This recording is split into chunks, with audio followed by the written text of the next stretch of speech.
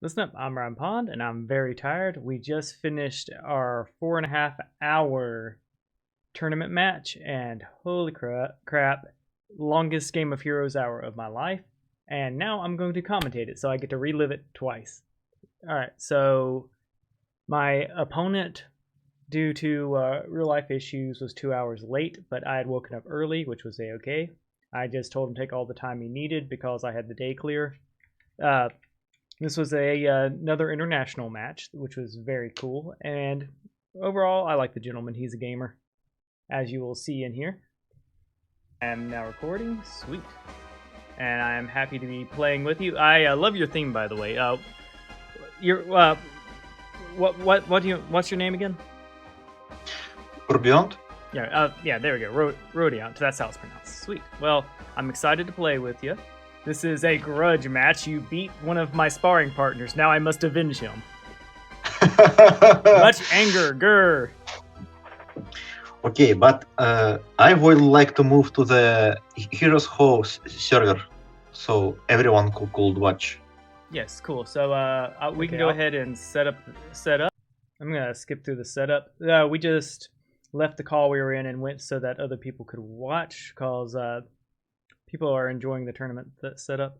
Let's see. There you go. That seems good enough. There we go. All right, so I picked Earthen. He picked Wild, which is pretty good. Okay, I'm ready. Good, and everything is on the correct settings. Sweet, and we will begin. Actually, I wanted to ask, make music a little lower. Lower or higher? Yeah, lower. This is, I barely can hear you.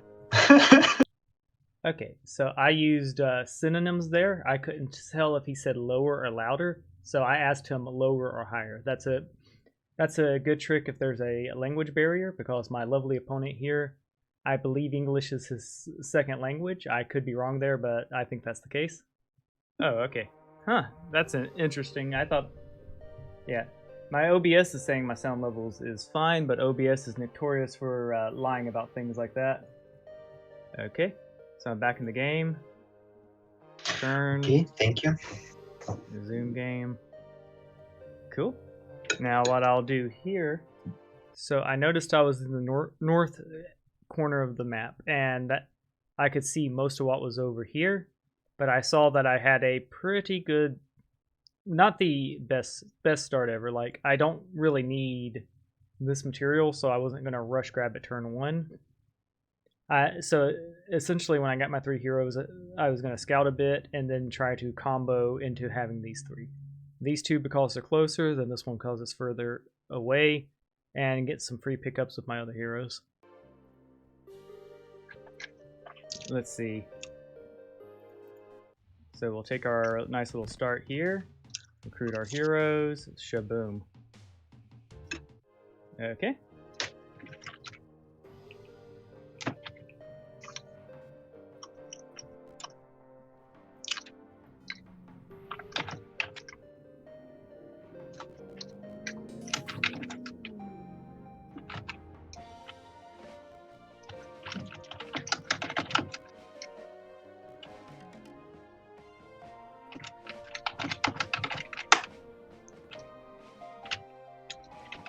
Yes, that's his keyboard, by the way. I use mic muting when I play. I asked him to mute his multiple times. He did not. Mildly annoying, but nothing unredeemable. I poked my head over there knowing, like, you want to stutter step if you can. I don't know the tech yet. I'll probably know it before the next match. But yeah, you want to scout as little as possible because you don't need to see the water. I got lucky with some pack hunters there. That was really good.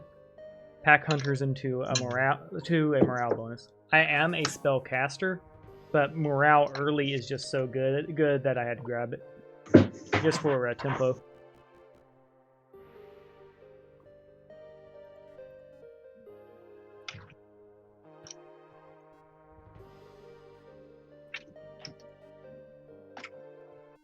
There we go. I put my dog beside me just so I could look at it.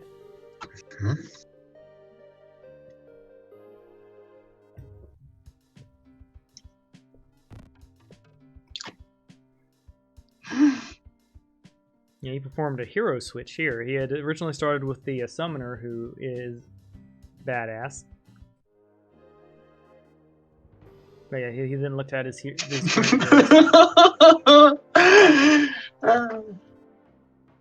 That's a really good hero. Starting with logistics is lovely. And summoning's lovely, so it's going to be an interesting choice here. Arg, I do not know who will be my main hero. Yes. That's one thing that's always fun. He's very clear. Rubiont is very clearly enjoying himself, so I was happy to be against him. Wait, what? Yep, she can summon goblins. Yeah. Hikane is secretly 3 goblins hiding in a robe. Changed my mind.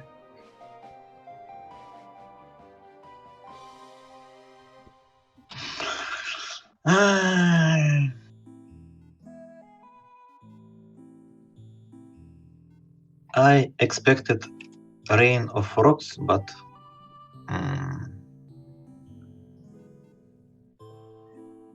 Yes, and I expected a solid gold bar at the foot of my bed when I woke up this morning, too. Yeah. For those who don't know, in the meta-wise, Rain of Frogs is one of the best spells in the game, so expecting it was a big ask for my distinguished rival here.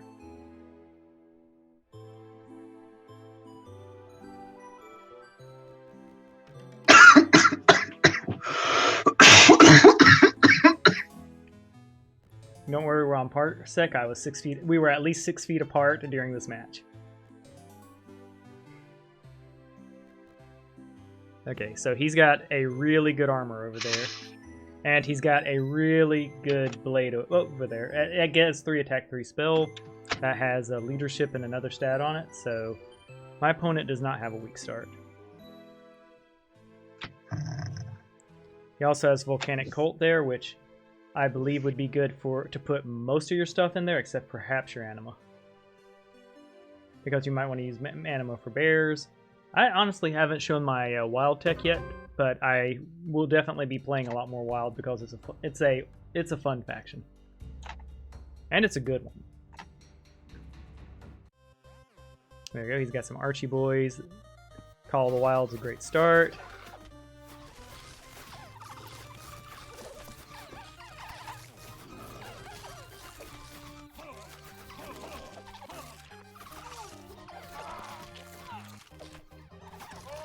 Unfortunately, he lost to Satyr early, which is pretty painful. But he still lost 1 unit, gained 7. Penguin power! Yeah, those penguins scare me for good reason. As y'all will see here shortly.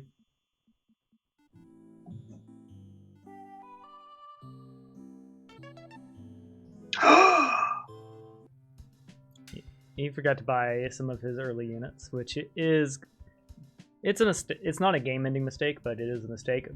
Don't forget to leave home without your units.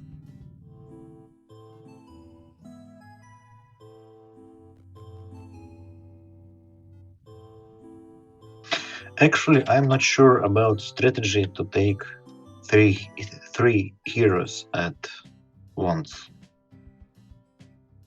It's not always the right decision, that's for sure. Yeah, three heroes can be good because you'll get an early unit gain, but it does cost a lot of money, and you might miss buildings because of it. Yeah, I was just being honest there. Yes, this is a tournament, but this is a first-time tournament.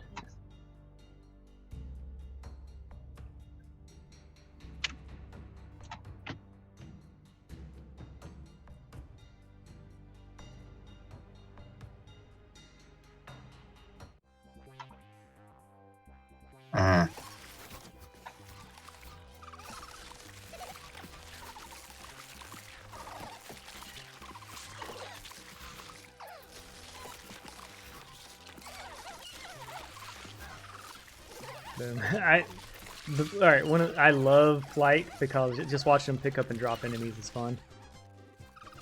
Ooh. That is a hard sawmill. Worms and toxic arrows are scary. Wild needs wood.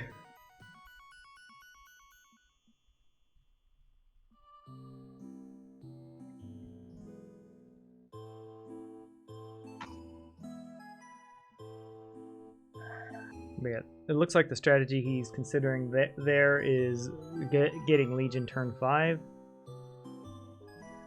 So he's building towards it, which is decent, and luck is very good. So he's not wrong picking that.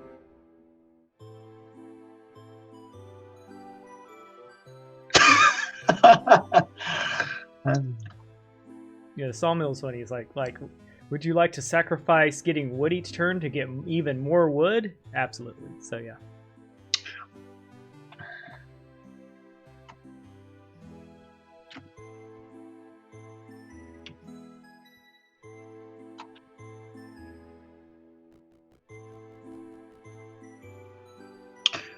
I'm done. Right. Thank you very much. Cool. Let's see. Given that this is a 4.5 hour video, I will start skipping through things when I think the turns are done.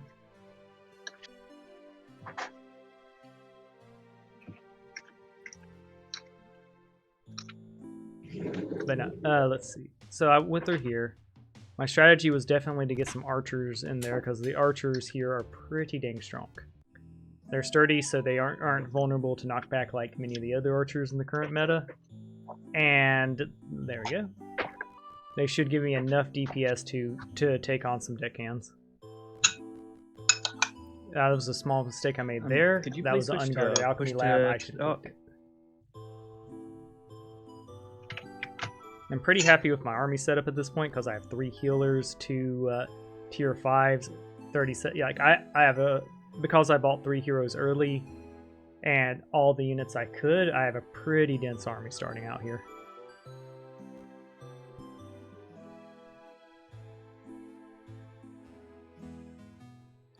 And there we go. I saw that I could get there with minimal movement, and I charged. I believe I went defensive strat against the Trogs, or did I go offense? No, yeah, I went defense because I had archers and I wanted to pelt them down a bit before hitting them. Trogs are generally considered an F tier tier 1 unit, but they're still they still have hurdy sticks. There we go. My enchanters buffed up my boys and my doggos. I sent them in first because it's not likely that the caribous are gonna die, and I'm okay with losing doggos.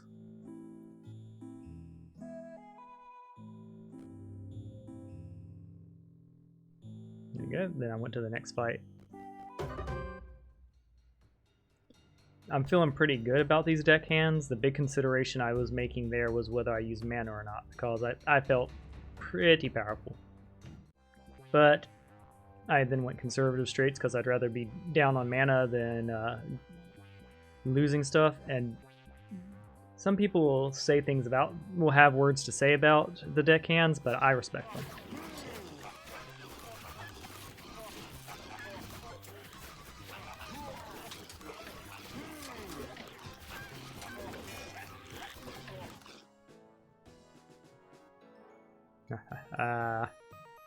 So you grab mastery. Getting free caribou elites and my caribou elites being even more powerful will help carry me through the early game. For sure.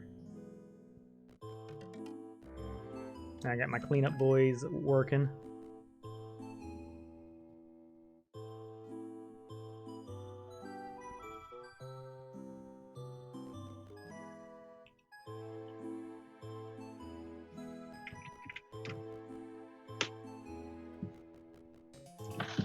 And I'm looking around. I am very disappointed that I got the heavy crossbow because unit speed is a problem for me. But I have enough archers, and I have enough archers in my composition that it is better. It's better. My opponent didn't mute, which was annoying me.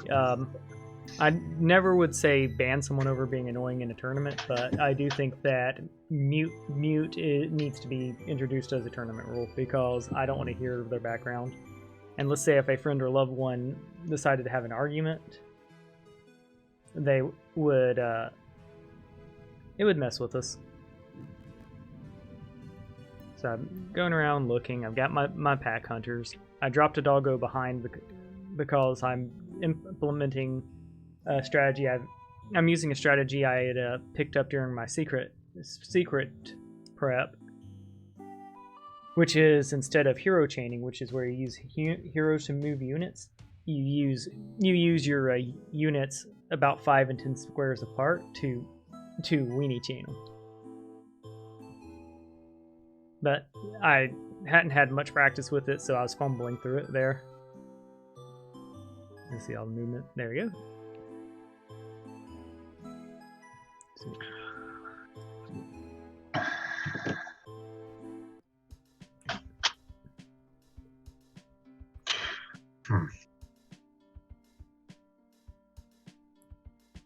So he's mulling over his decisions.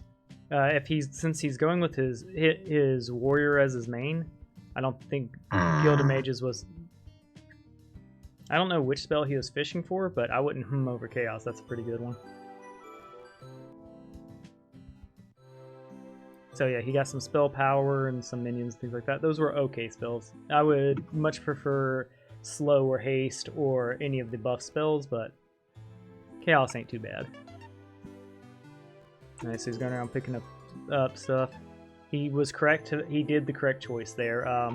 You don't need to level up your passive hero unless they have a passive trait on them. Okay, so there we go. And I do believe that 2 heroes here was fine. 3 hero strat is good, but that losing that extra gold at the start is a big gamble if there isn't enough stuff to pick up, or there isn't passive traits and stuff like that, because you could miss crucial units from your week 2 purchase if you go for 3 heroes. Now this was an unfortunate thing. He was unaware that the walls were changed to this. This was a strategy I was using on live streams during tournament prep, and the community rightly pointed out that it's kind of BS to just wait until they open the doors to choose the encounter. Oops. And this one was a massacre. Gargoyles are an underrated unit. And yeah, he's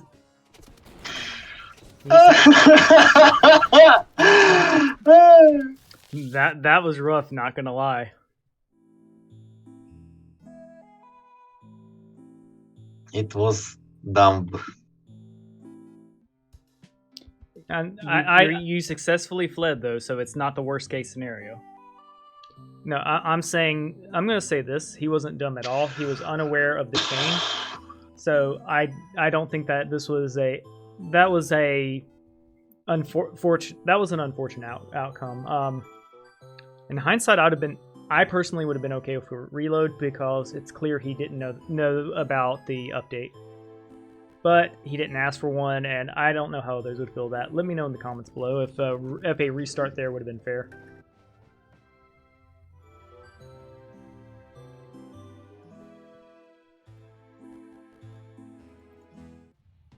There you go. I'm upgrading specifically to get the Terror. I think 21 archers with Terror is a pretty good start, and it solidified my early game. And now, of course, I have 21 archers with Terror and 3 enchanters, so I'm looking down at the cannoneers, pretty dang excited.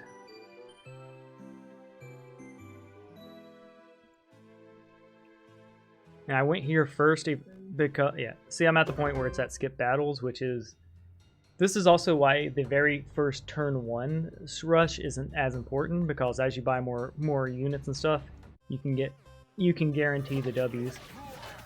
And I think here that that I don't use Fireball. And I'm getting luck procs. My units are coming in. Yep. I just cleared it. I was watching, and they say dwarves are so squishy. I'm being sassy there because, like, alright, so for those watching on YouTube and not in the Discord, a lot of people were doubting if Earthen were tournament viable, which I think's crazy. I think Earthen are high tier. I'm I'm excited to see the far post, but I end up not using it. It was a bit far from my capital.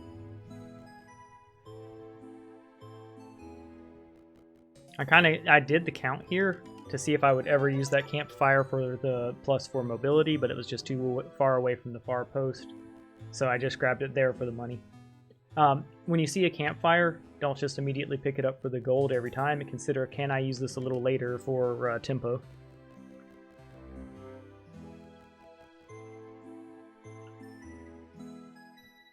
Yeah. In hindsight, I wish I'd grabbed that rock sooner, but it's not the end of the world. And right now, all 3 of my scouts are on 3 corners of the map. I would say for my map, specifically, well, and especially, it was the right to do 3 hero strats because, well, Right, I'll let in my turn. there you go. Because of Mild what it is. display there. All right. Well,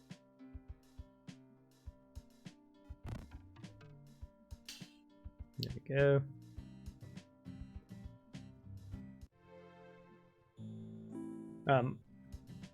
These archers are amazing. Getting the AoE on archers is really, really powerful. And it can secure you the W.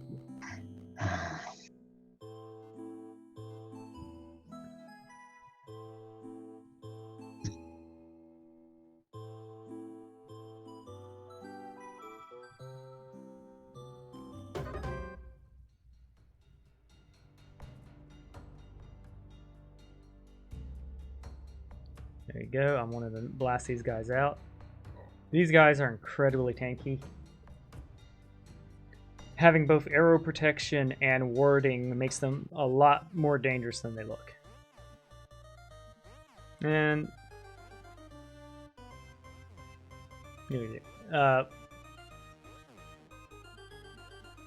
summon imps into corpse explosion would have been awesome, but he didn't have the mana to support it because he has a warrior hero. And he is losing units hardcore.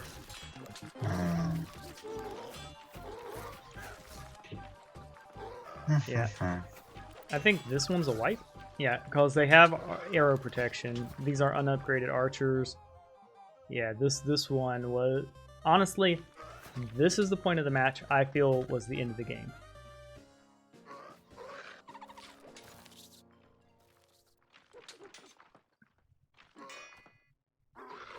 And all of his units died, so he did not... Yeah, oh, he did get the escape. Okay. On the bright side, you're still level 4 turn 3. If I ran up to a little building that said sacrifice units to get me to level 4 this quick, I would probably do it. Yeah, misplays in a tournament can be one of the most nerve-wracking things. I was telling him to look at the silver lining because, you know, I wanted him to still be having fun, even though I pretty much felt that wiping on that second fight there and having to flee twice, that this... I felt that I was favored to win from this point forward, to put it mildly.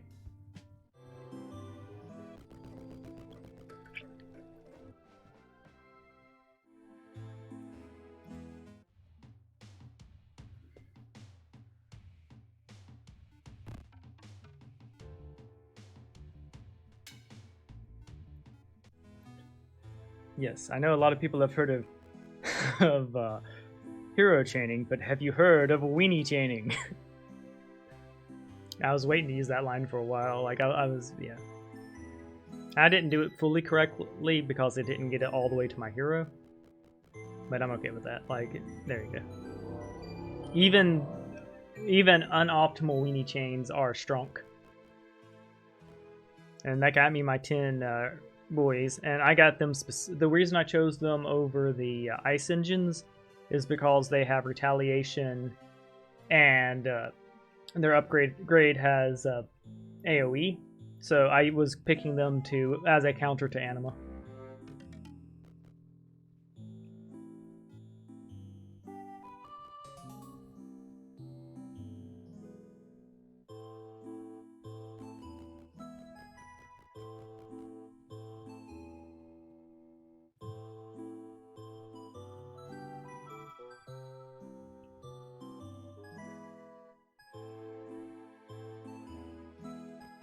Yeah, I wanted me that arrow.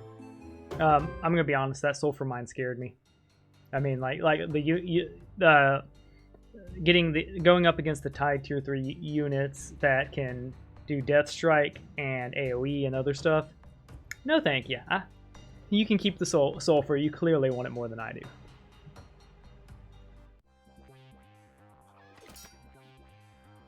There you go. I was told the Canyoneers what I thought of them there.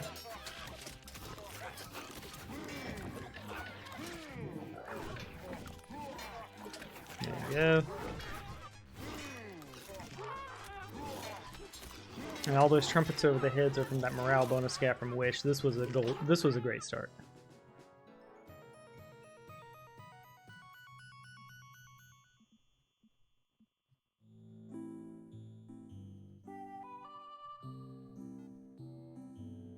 There we go. So I grabbed luck there. Again, I'm thinking he's going to have swarms of anima. I need access to AoE to stand a chance. Yeah. I also mild complaint on my enemy. He does the breathe several times throughout this 4.5 hours. All right, I pass the mic to you. Well, keep in mind this is a long map, so it's not like I'm going to be showing up week 2 in your capital. Yes, I purposefully picked a large map because in his previous match against my training partner Sage, he turtled.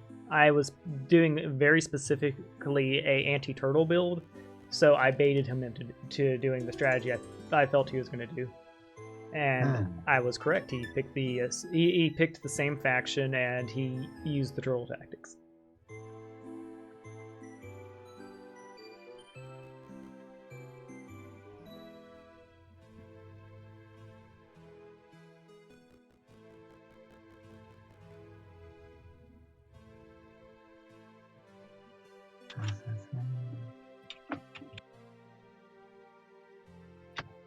Okay. Yeah, thank you.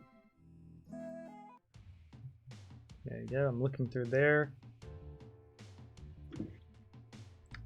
I'm considering carefully because it's town level 4, and I was obviously considering Guild of Mages because I have a mage main.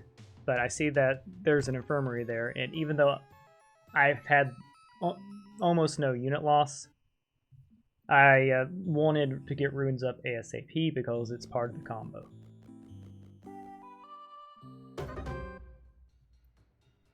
And this is a combo build, which I have leadership at this point too. I'm feeling really good about my build. And there you go. I listed for Fireball, and I had good coverage there. I was able to hit every unit. Felt good. Fireball is a really good spell for exactly this, busting them archers up into a where you can go knock them out one by one. There you go. I'm not sending one person out to grab the gold there. That's just unreasonable. I remembered that I had a hat already, so I looked at the glorious one. More morale on this. I had morale 3 at this point, which is really, really good. I had considered that for a brief moment because I could have definitely gotten away with selling some wood and some crystal there in hindsight, and I will be considering far post plays like that in the future as I get more comfortable with the resource game.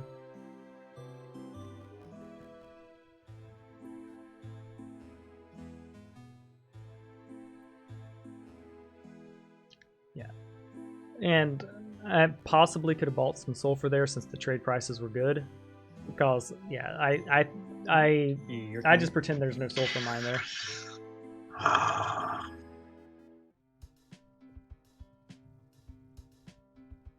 Okay. My opponent's best move here, in my opinion, is Infirmary because he's lost so many units. And I believe he goes for Anima Expert here, which is... I mean, he's lost a bunch of units, he's not wrong. he wouldn't be wrong to grab just the highest tier unit, as much of them as you can.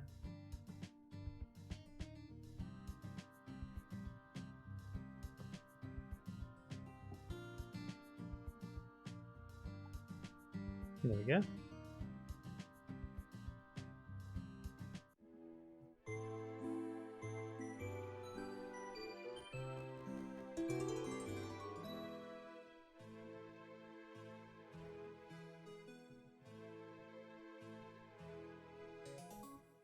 Yep, and he is definitely making the correct play there. For those of you who think, yeah, resources trump XP on those betties.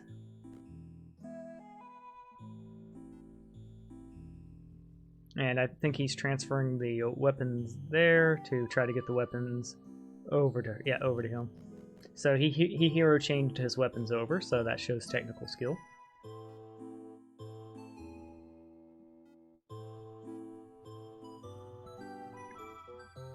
There's a reason he was able to recover from his start there, and that's because he is doing good technique. He also made a judgment call there to grab wood, which shows that he's thinking. He's going, what do I need to turn this game around? So, yeah, Butsu did a respectful turnaround in this early game. He's looking around and he's seeing that he is, in my opinion, reading the words hard and reading the challenge rating. I believe at a tournament level, you shouldn't your mouse is going areas we don't want it. Alright, so the reason I said your mouse is going in areas, we're playing over Parsec, and he was going over to my second screen by moving the mouse too much.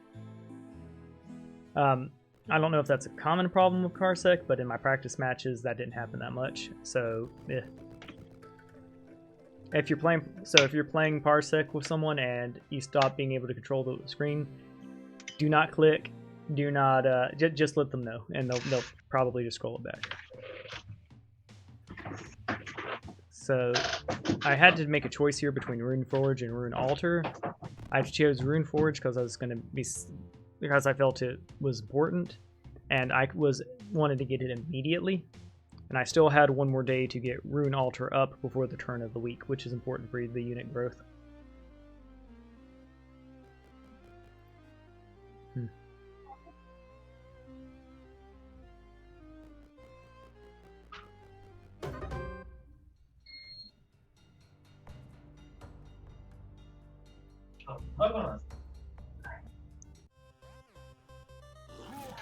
Go.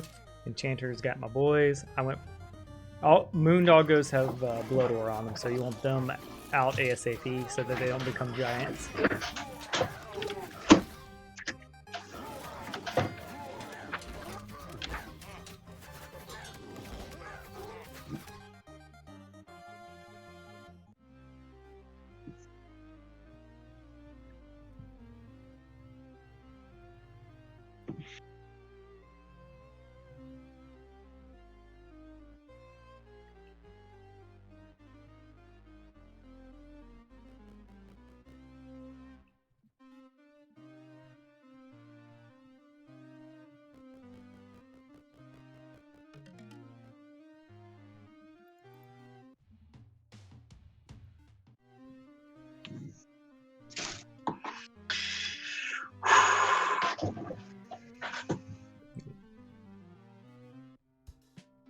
There you go. He had Center of Wild, Elemental Gate as option. He had multiple really good options here. I still think Infirmary so he could get Pastures was a great idea.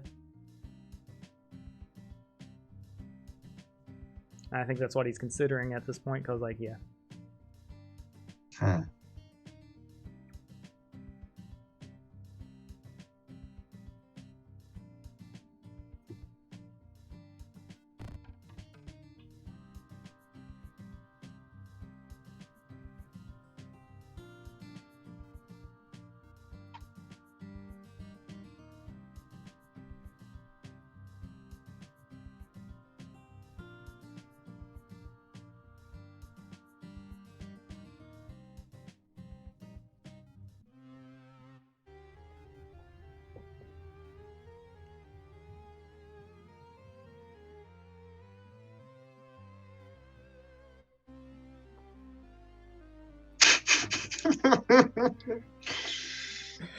You have unlocked the secret Bloodwood.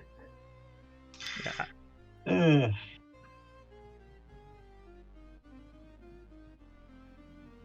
Yeah, that was an interesting interaction.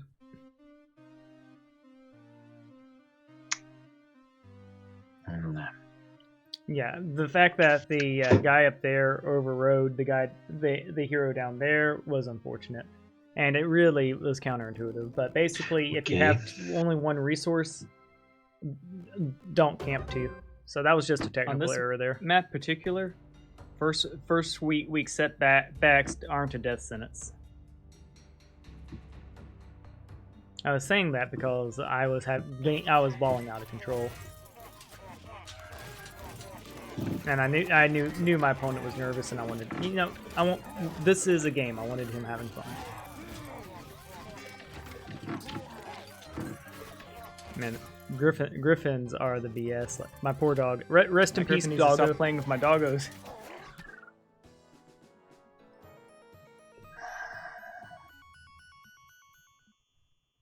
Yeah.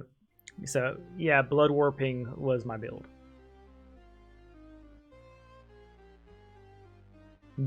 So basically, this is where my build starts. Soft starts. It gets even. I just need one more level to have the full combo.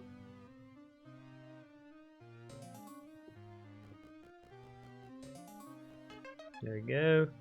A support hero is picking stuff up. I made the choice not to go for the sulfur. Yeah, those cultists scare me, and more importantly, the jellyfish scared me. I really didn't want them eating up my miners.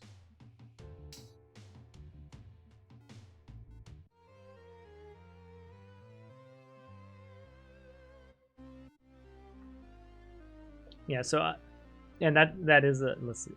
We're just gonna skip ahead a little bit. Yeah, so he's making his decision. Then he made his decisions in the purchases here.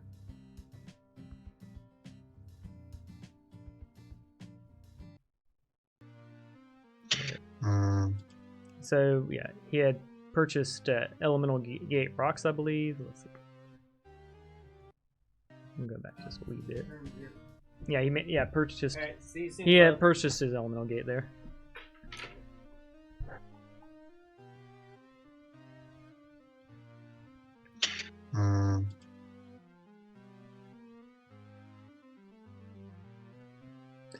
Man, just seeing that spellblade is like, give me this, give me the spellblade, because I want it.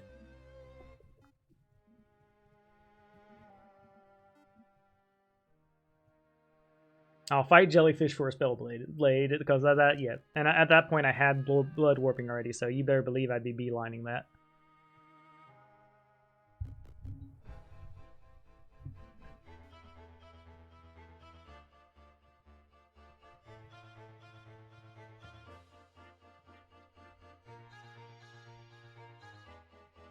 There you go. He's calculating. I think he's trying to set up a hero chain to move more units.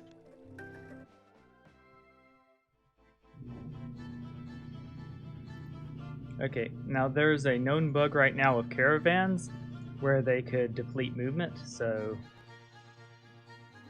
just be careful for that not to happen to you. You can pick caravan and yes. There you go. That there's some good sportsmanship right there. We were communicating because of known bugs in the game, and yes. I want to win, but I want my wins to be fair. Yes, past me. I want my wins to be fair.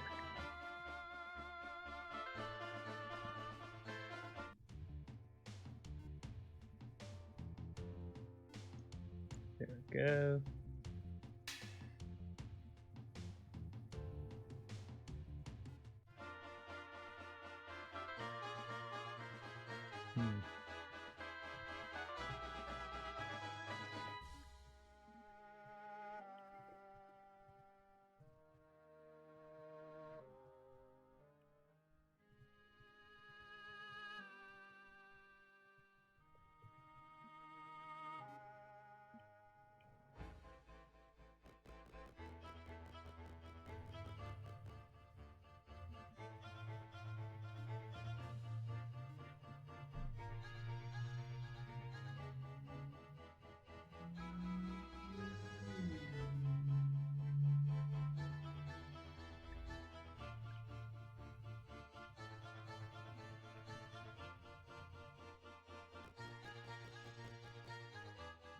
end my turn.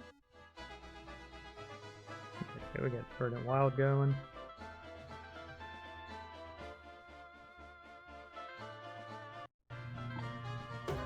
Yeah, so he basically came back, started battles.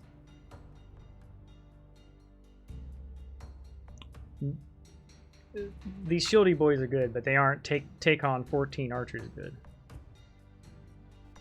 And he had chosen water elementals, which I think was the wrong choice. I think rock elementals would have been a little more powerful against me.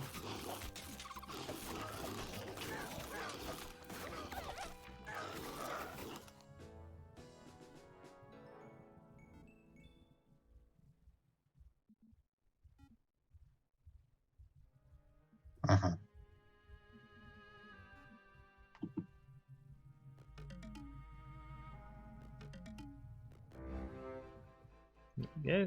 Yeah. Wonder if he, yeah. Mm. The correct choice is going for the armor. If he, yep.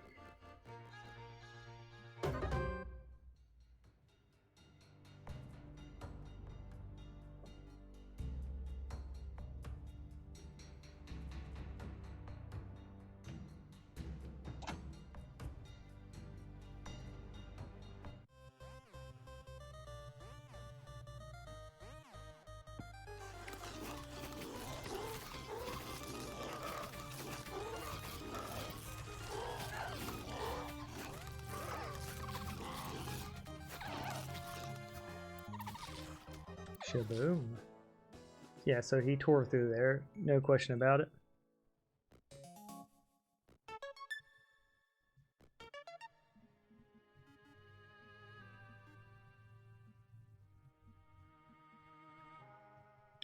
Yes, when you reach level 11, you're going to want to take off your chest to get the leadership skill, if that's what you want to go for.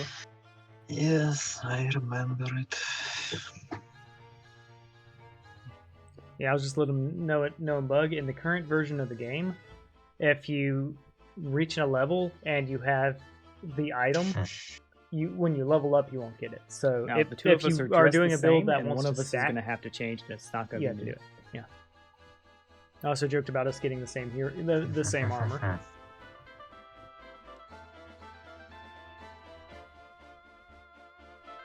And he's making his considerations.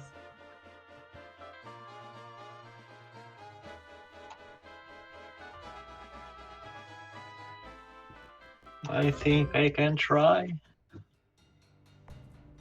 Yep, he from this match and the previous match, he's a very conservative player, despite his previous wipes.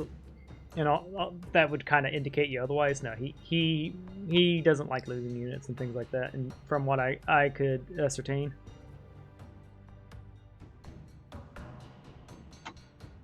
He also values keeping his hero alive. And this is a brutal fight. Those Nagas and Mentors are no jokes. Dirty boys with, and I believe that's retaliation. Makes those lament units are no joke. And then of course the Centaurs there. Thankfully for him, only the tier 1 ones. I think he would have lost a lot more doggos if they were the versatile ones. Go. Yeah, there you go. 1,000 gold per day now. He's upset about losing more units, but 1,000 gold per day was gonna get him those doggos back. And then it was potential. Damn, made the same mistake twice. Potential, yes. The potential golds are BS. Why am I Changed cannot my mind. control mouse? You went off the screen. There you go. I'm pushing you back. There you go.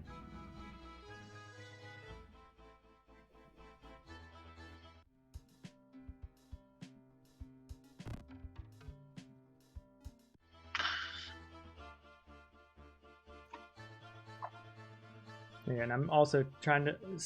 I'm staying polite with my opponent. Go ahead.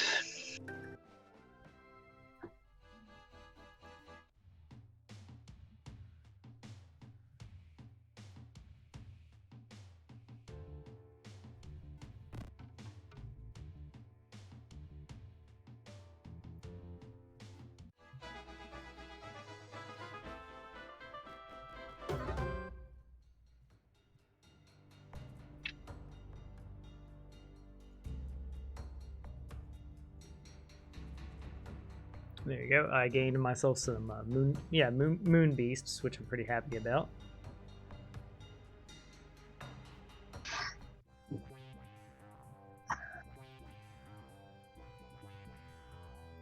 Yeah, I did the gobos to because I wanted the doggos the goblins to intercept some of them charges for me.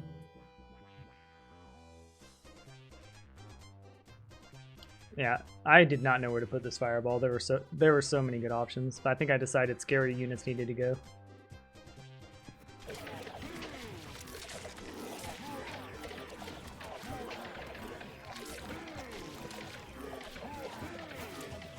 Thankfully, I had a Reser and I had 15 enchanters, so I didn't think my losses would be too bad. And some losses are okay with this build. Starting now that I have Blood Warping. So build officially turned on, level 5.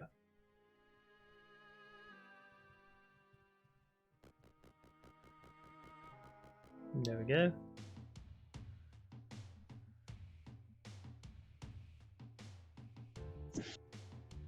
Also, do not push the create button. That was a mistake I made here. It prioritizes weenies. The lower tier units. I should have definitely gone for my for as many enchanters as I could have.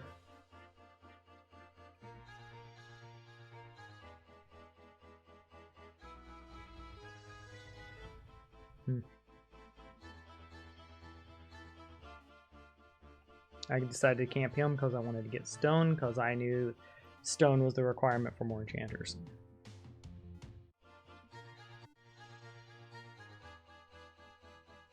And I wasn't ready to it's one of those when you have an advantage, I like to secure the victory, so I had no reason to try to rush him.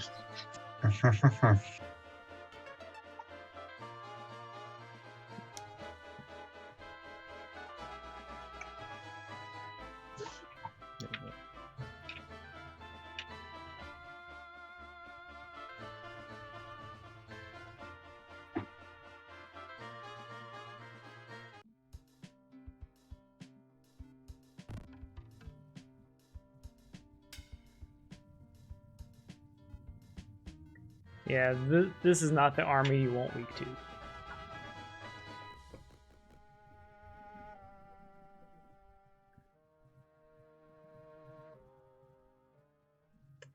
And I've seen those Berserker Trogs over there, and I know people tend to underestimate Berserker Trogs because they aren't the best limit unit, but they still move really fast, hit really hard, so you still, you still want to respect them.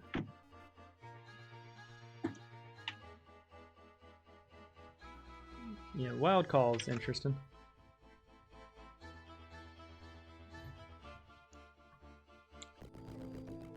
Man, I know seeing that sword has tempted me so bad.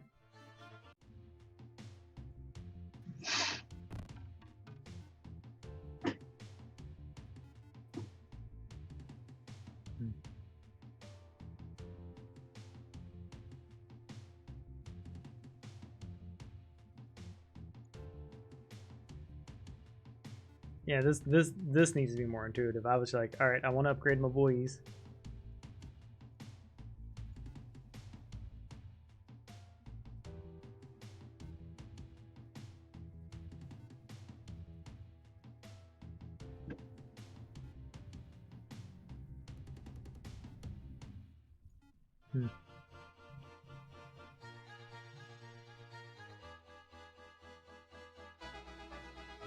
I'm looking at those centaurs, and I'm a little scared.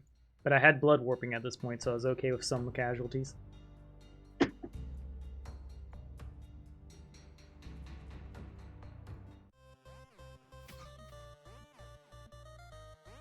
I decided I want the DPS there. It's like I've got archery on my side weapon.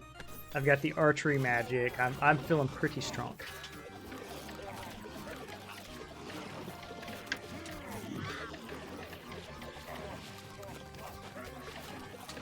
There we go. As you can see, I'm just cutting through here.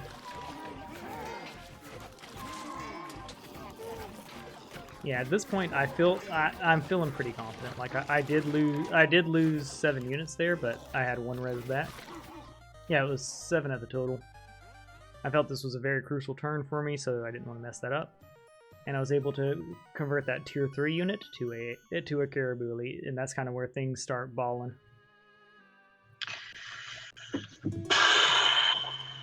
Yeah, I grabbed XP there.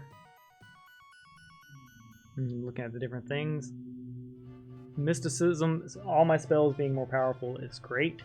And I'm scared of his archers, so I'm wanting to get my Mysticism and Earth Magic up heavily.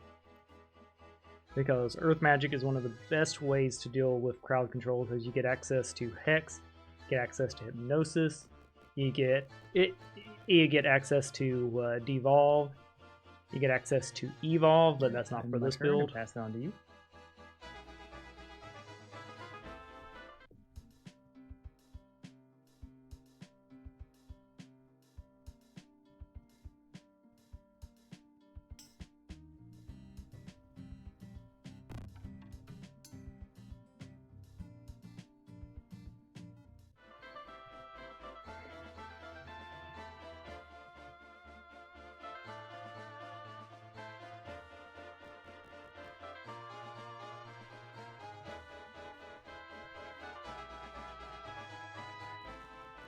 Boom.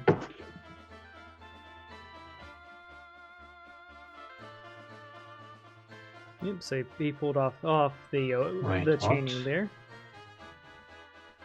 He also has a level 5 hero. My hero's a little higher level, but I'm also 1 turn ahead of him, and I believe he catches up with this fight. And I noticed that they're dwarves.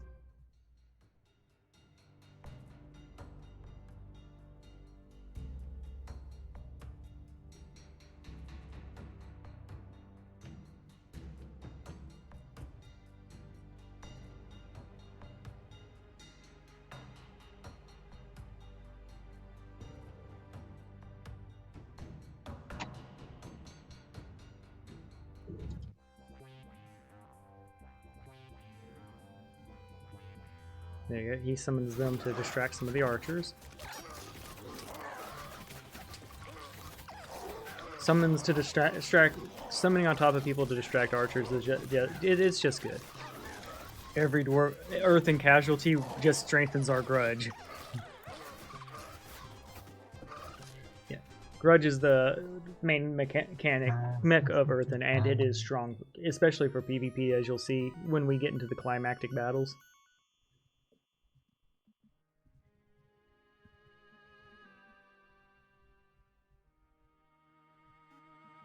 He got archery now, which is a smart get.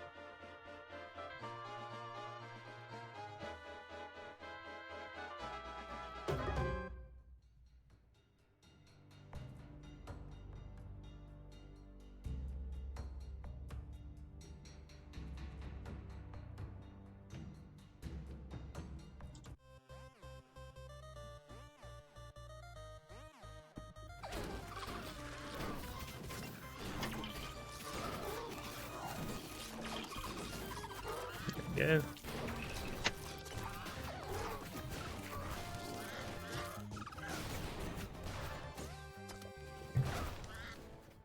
So I pretty much wiped the floor with that battle, but that's one of the easiest start ones because of how few units there are. And yeah, so like if you see the maze, go grab them units.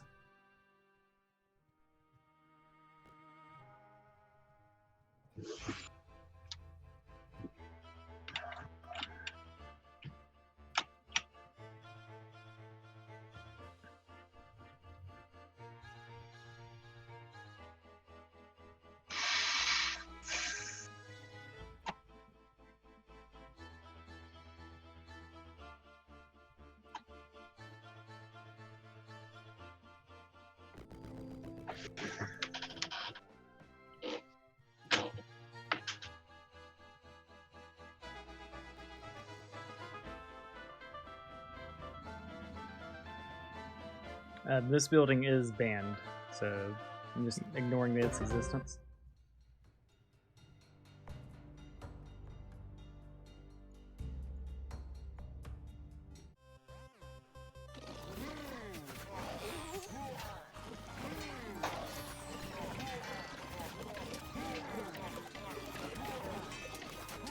There we go. So yeah, I declared it. The witch building is deemed like too powerful because it's highly exploitable and it's glitchy. You can, if you call the war thing, there's a chance you can get stuck in rocks. And there's so many ways that it's just too OP.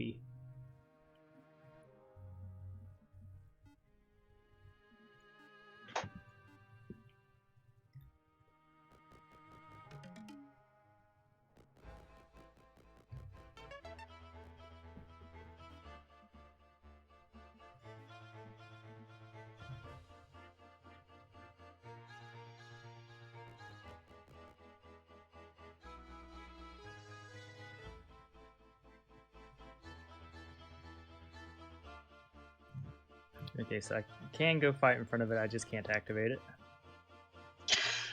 Oh, I think this building is forbidden to use. Yeah, He I'm wasn't not listening to using me the earlier. building, I'm just taking the fight in the treasure chest.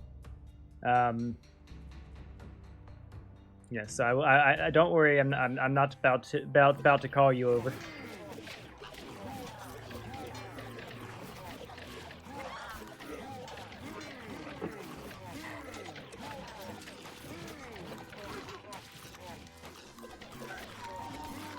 There you go. And in case you're wondering where those skeletons are popping up from, it's from my death rune. Which is pretty dang nice when stuff dying provides stuff. I looked up my XP to see if it would grab me a level. I decided instead 3 Child of Midases was a better play. They have gold, touch, knockback, and warding. They are the goodest boys. No, I went for the XP. I'm a liar. I betrayed the Golding boys. I do think in hindsight that grabbing the Golden Boys would have been a good idea.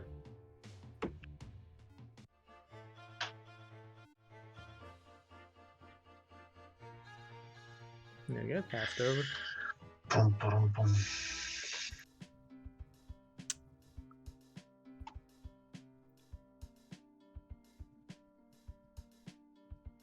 There you go, he's considering upgrading his archers, which is, since he has archery, it's a good decision.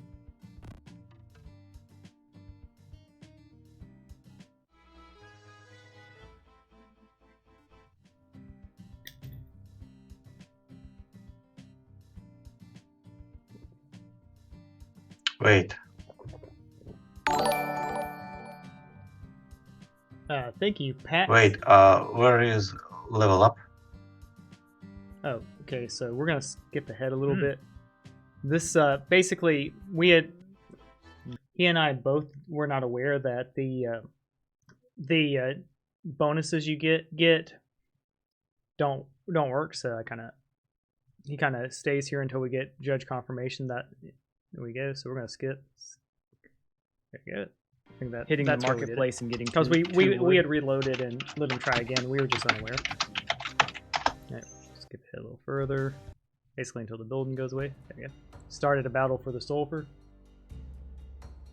Yeah, so basically we had on the Discord been like, hey, why ain't he getting his level up bonus? And the answer is it's at even levels, not odds.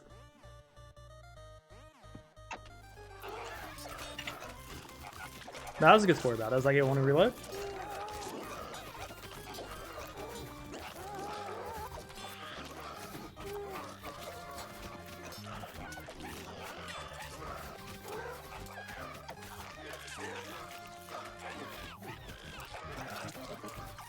That was a massacre. My goodness, you just wiped them out. Those archers are scary. Yes. I forgot about leadership. It won't be an issue till level 11. Oh, no. Yeah, level. I was incorrect there. It's level 8. Oh, my bad. No, I could level up it right now. No? No, you Or can wait, level. wait, so wait. level. You can do it at level Ah. 9. So at level 8, Yes, just yes, yes. take your chest Okay, off. okay. Okay. I can tell you when I'm facing quarterfinalists, I ain't gonna be giving advice. That's for sure. Kevin is my pick for the for tomorrow's game or today's game, depending on how long this takes to process. And he's as knowledgeable of the game as me, if not more so. So there'll be predict a much quieter Brian the next game.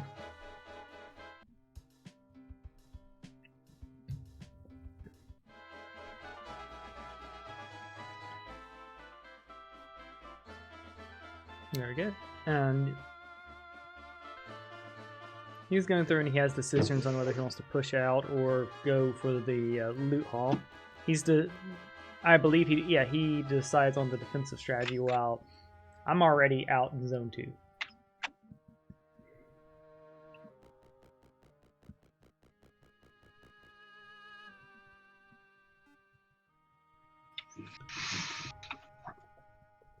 There we go.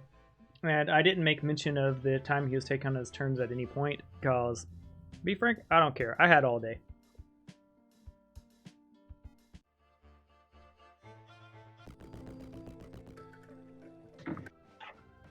There we go. So at this point, I'm pretty excited because there's a enemy army, and I'm looking at all these different things. I'm looking at my total gold income and not fill in Monument to War.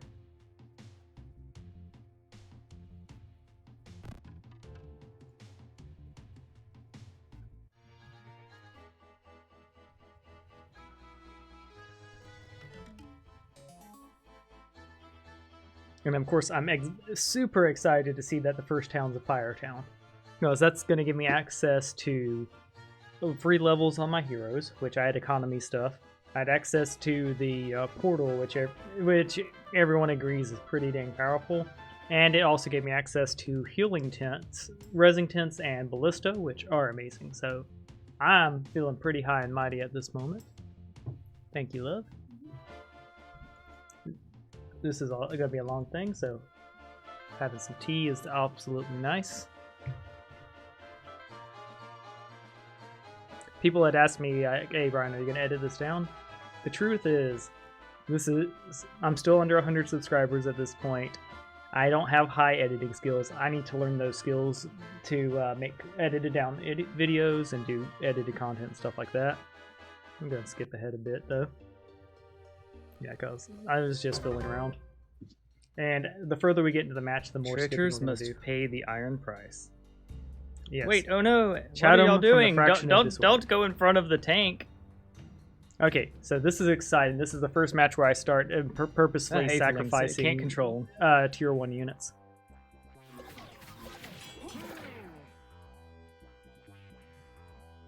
Gotta grab precision though, because you need to use magic to summon more Aetherlings. So even if I feel I don't need it, I wanted that for momentum. No, Aetherling! You were with us for dozens of minutes. There you go. And as y'all can see, this was a tough fight because of the destruction bless combo, but I crunched through it. Yeah, shape the creations and reshape. I'm grabbing Earthlings so that I can grab tier 2 Blood Mad. But no, I grab Mastery on demand because I want more Caribou. And I want stronger Caribou elites.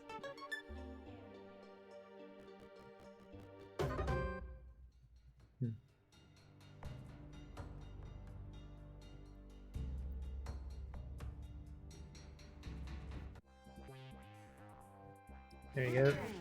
22 Leafy Boys with Burning is scary. Those do not underestimate these guys.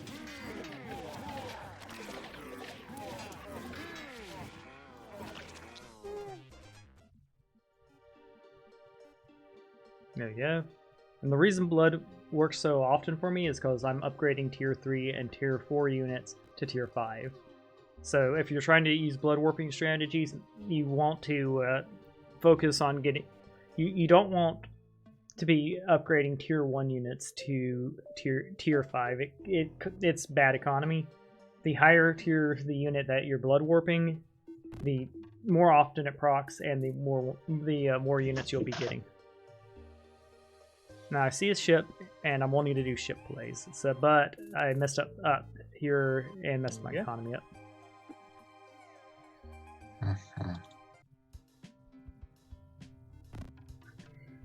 There you go. This is the only real sour point for me. This gentleman is, yeah. Say again.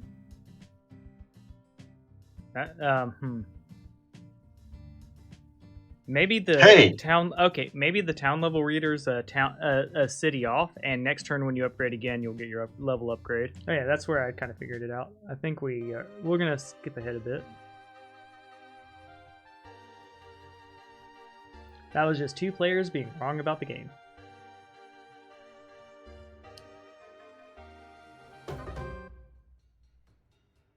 There we go. He's getting his fort battle here, and this is the easiest one. Flying units are no joke, but there's just too few of them.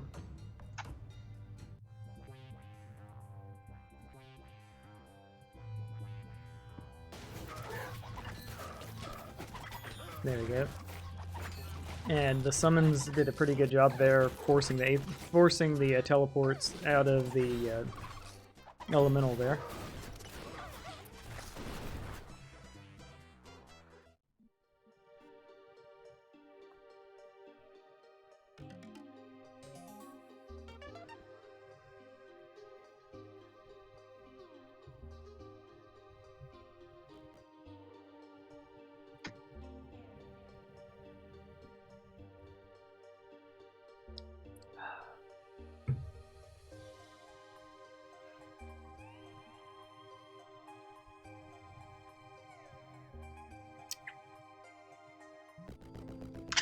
Okay. Yeah. Also, did I get mine? Because I actually wasn't paying attention to that. Yeah, I didn't get mine either. Let's see if I get mine this turn. Yep. So this was the part. This was the arc where we were. Yeah, I only have one as well. So the bug is affecting both of us. So not a bug, a feature. it's cruddy, Past but Brian's it's also quit being technically wrong. balanced. Okay.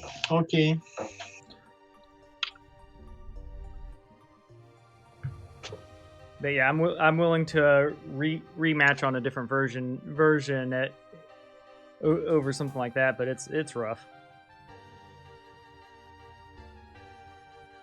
Yeah, I was worried at that point the game was bugged. I was just wrong.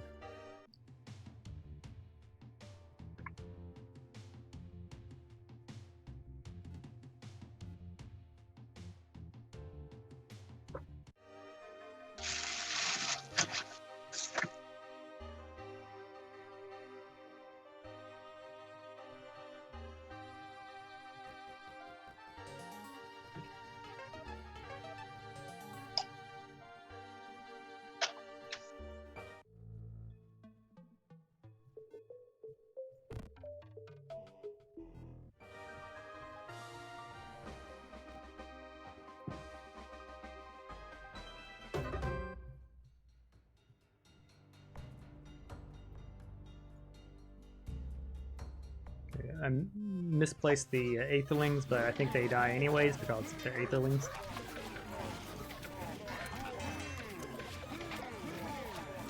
There you go. And as you can see, my units are getting larger each time a unit dies. So it's pretty dang good. All those undead on my side dying fuels my boys.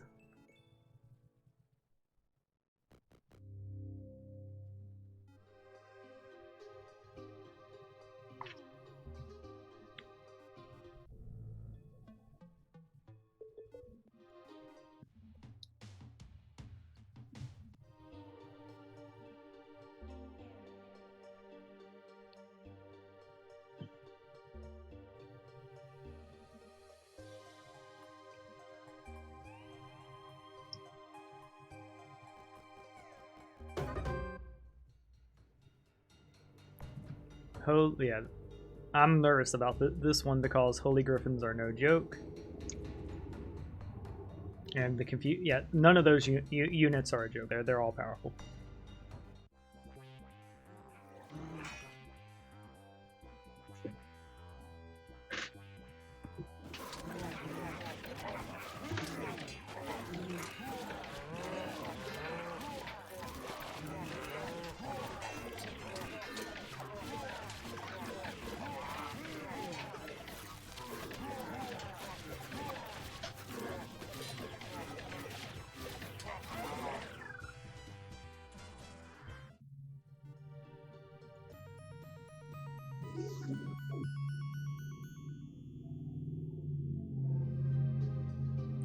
I think at this point I'm concerned about mana, and I end up taking Necromancy. Nope, I took Earth Magic for... Yep, there we go. And I'm glad I did too, because I scored Hex. There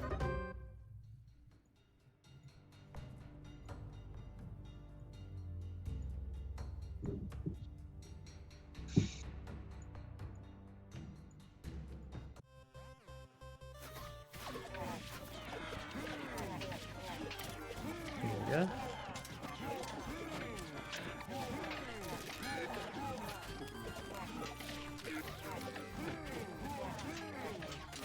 As you can see, as the undead die, my Caribou Elite get fueled, and there we go. It's just a nice setup. These guys can get as powerful as dragons, if not more powerful, especially with this build. And at this point in the game, I have 6 of them. There you go. Now I have 7. And I love this gameplay loop. It is absolutely fun to me to sacrifice smaller units to upgrade other units to larger units. So I hope this is a strategy that stays in the game and stays viable.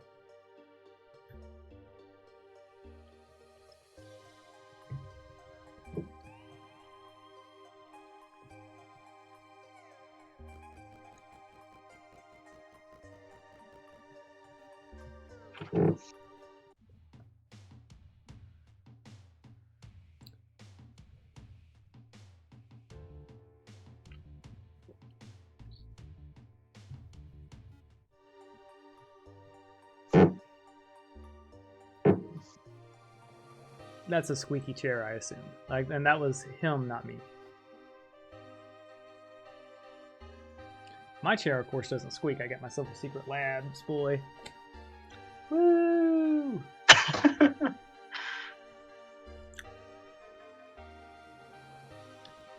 Yeah, I'm setting up hero chains and getting ready to go. No, that was weenie chains. I think I ended up messing that one up. I must call on your assistance. I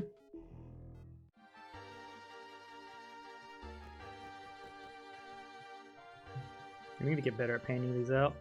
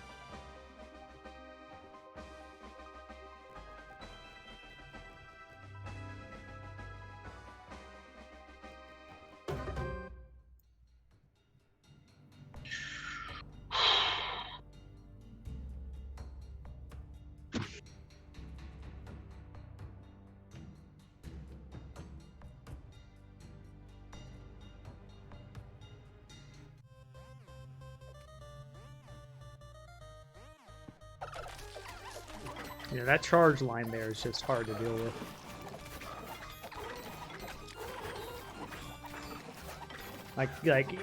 Yeah, thankfully he has his retreaty boys.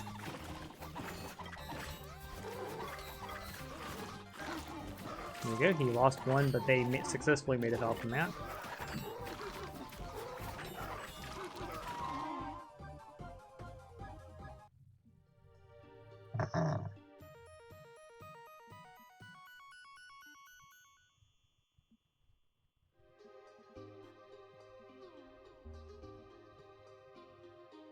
Yeah, I think archery would have been a better choice, but it's his decisions. I also think elementalism would have been a great grab there.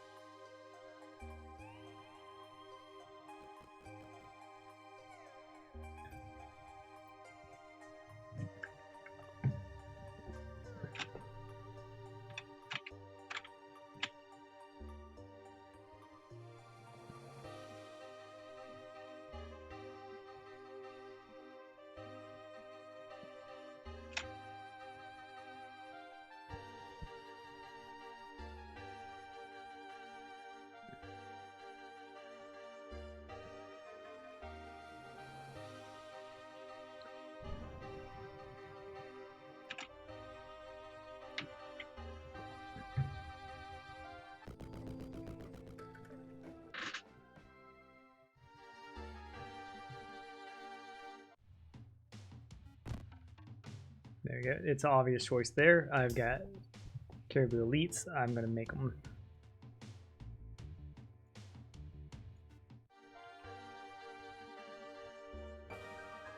I'm also, like, for the point of my build, I'm basically trying to attrition him down. I know that I have 2 cities to his 1. So I plan on essentially grabbing, because of his battle with Sage, he had an upset victory where he was able to. Split didn't work. Yeah, they split together in there, but didn't split yet. Whoops. Yeah, I messed up my weenie chain, which in the quarterfinals and finals could be a game-losing mistake. I won't make that mistake again.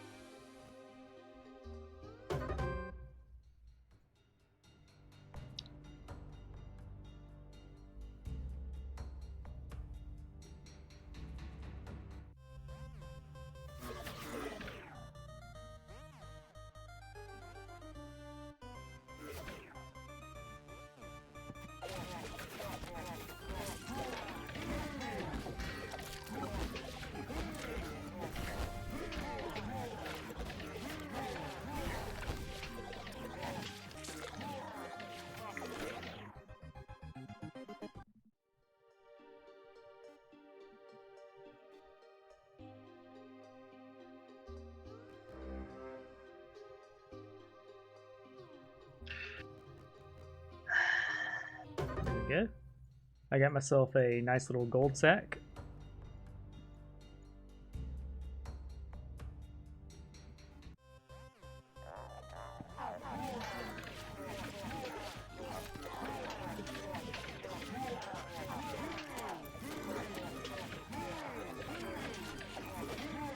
There we go.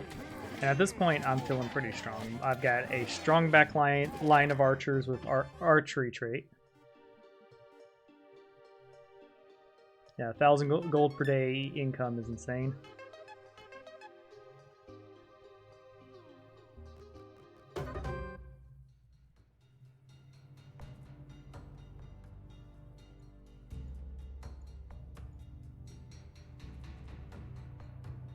Yeah, of course I'm putting up the units that I want to get rid of up front. They'd get melted by the archers anyways. There was no sense of keeping them. What are y'all doing at the front line?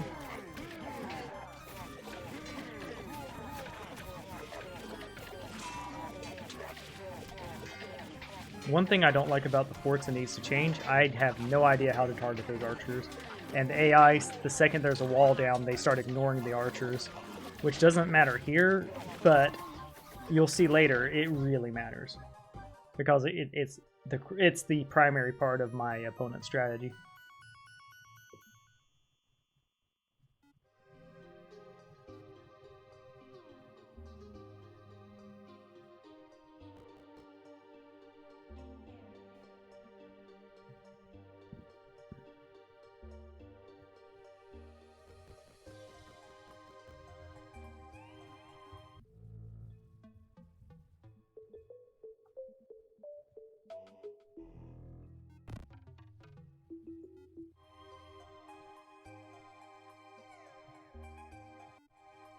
There we go. Then we go back to the Verdant Wild.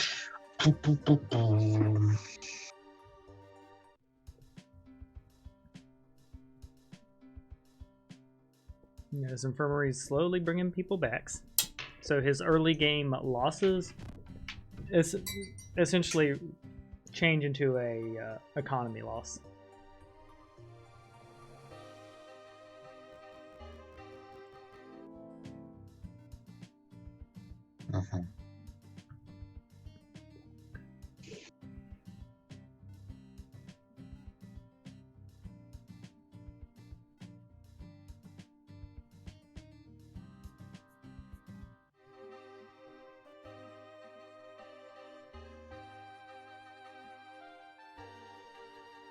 Yeah, he has his town portal.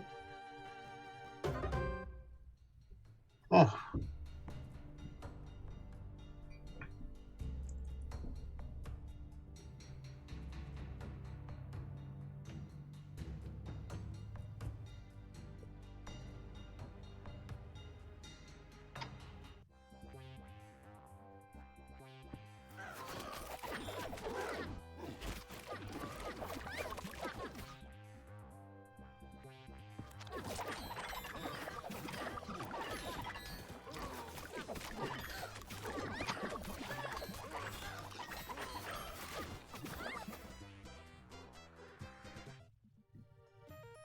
Yeah.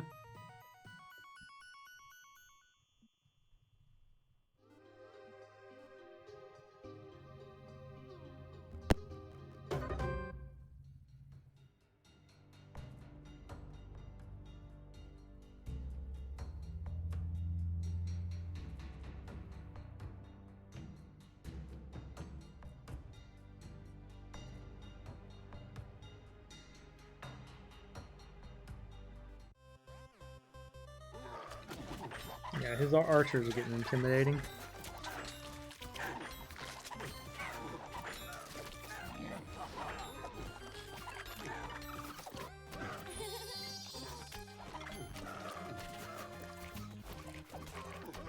Yeah, the pixies are a cool, super cool unit, but yeah, not the most powerful. Like, but by the time they're able to cast their spells, like it was too late for luck.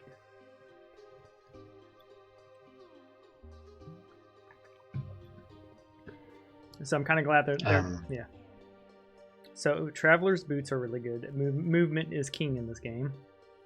Rabbit's Paw is great because it has luck on it. And morale.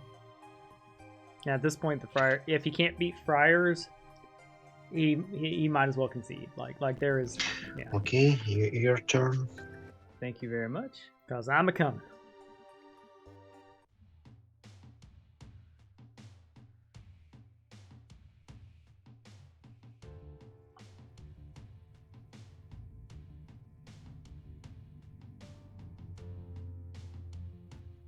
There you go, I got that for my Caribou Elites because they're my mains.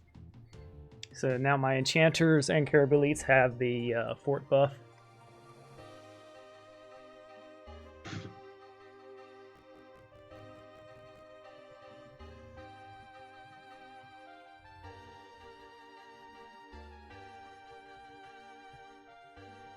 There you go, I'm kind of chaining things.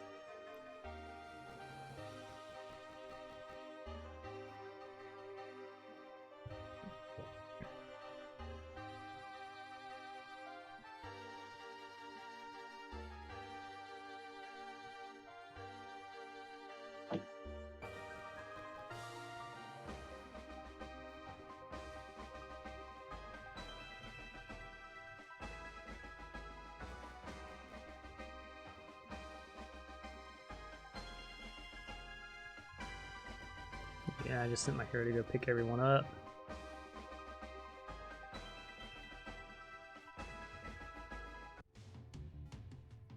I was planning to town portal her forward with the units.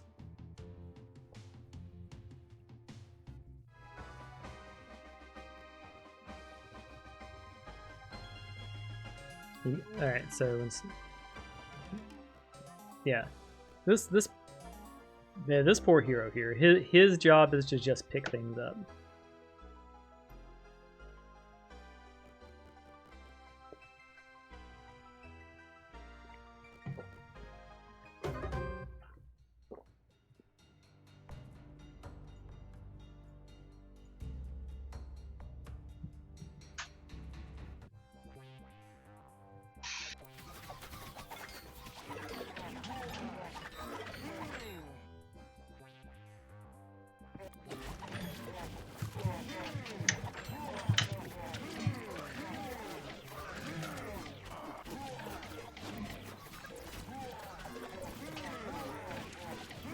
Very good, and I just absolutely wiped the floor with the enemies.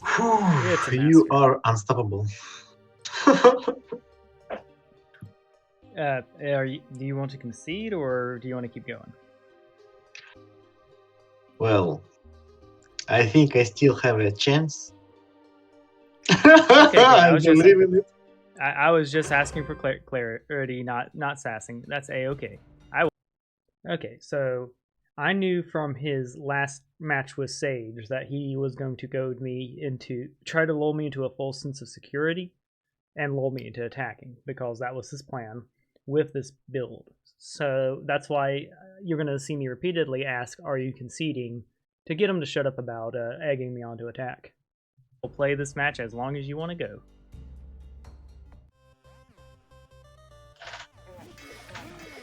And the reason he thinks he has a chance is because he's going to try to take use citadels to their full potential to wipe my army and then push a counter assault. That it was his plan, 100%. Yes, especially since you've got some pretty awesome gear ahead of you in your bonus zone. Now, my play there was getting him focused on the cool gear in his bonus zone. There's Spellblade there and Rabbit's Foot. But I'm marching on the third zone at this point, so honestly, I think those items are too far away.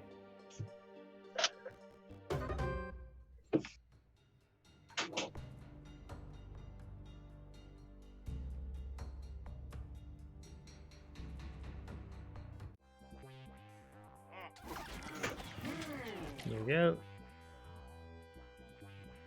These gold touch bucks are crazy. As you can see, my Aetherlings are gold statues right now, which is why I put them in front of them.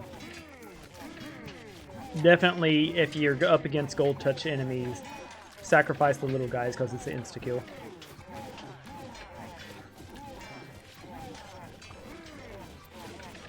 There we go. And I had a lot of units die. A lot of units die, but that's a-okay because it came out with this result. I turned 2 tier 1 units to 2 tier 5 units.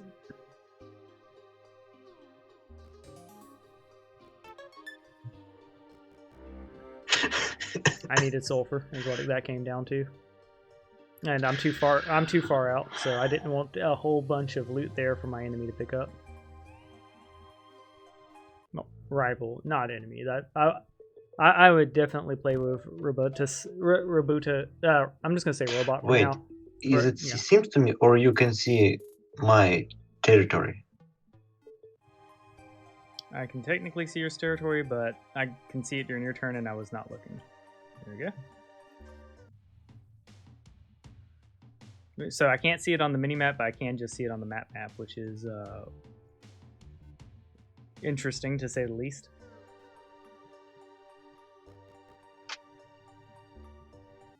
Yeah, that's a bug that I'm sure the dev will be looking at, because obviously it's not fair that I can see his area in my turn.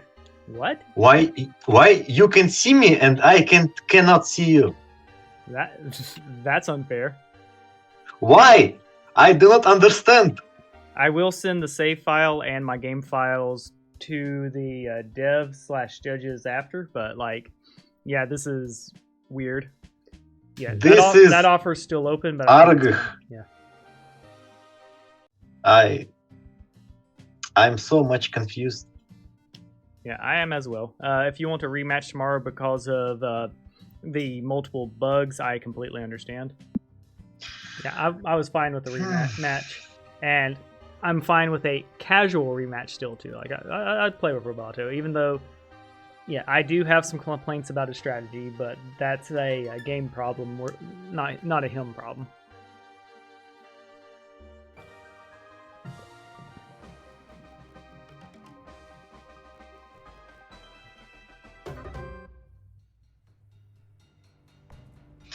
This is just so weird.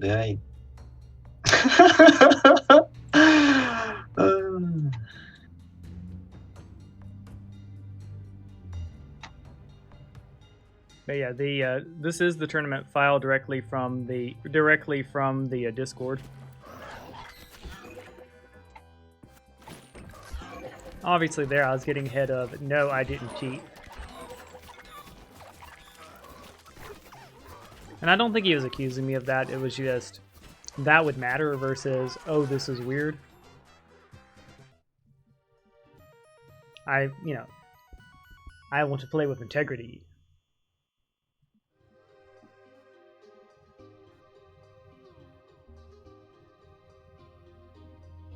Yeah, there's this ceremonial bunny foot, which is really powerful. And it's rough to be one movement short on that.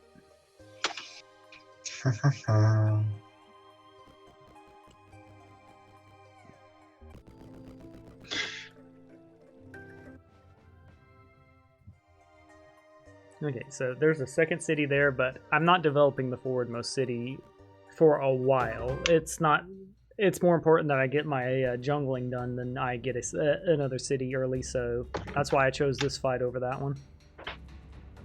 But I am happy to see Soul Life. Like, yeah, Wild are really, really, really weak to my blood warping because they feed it.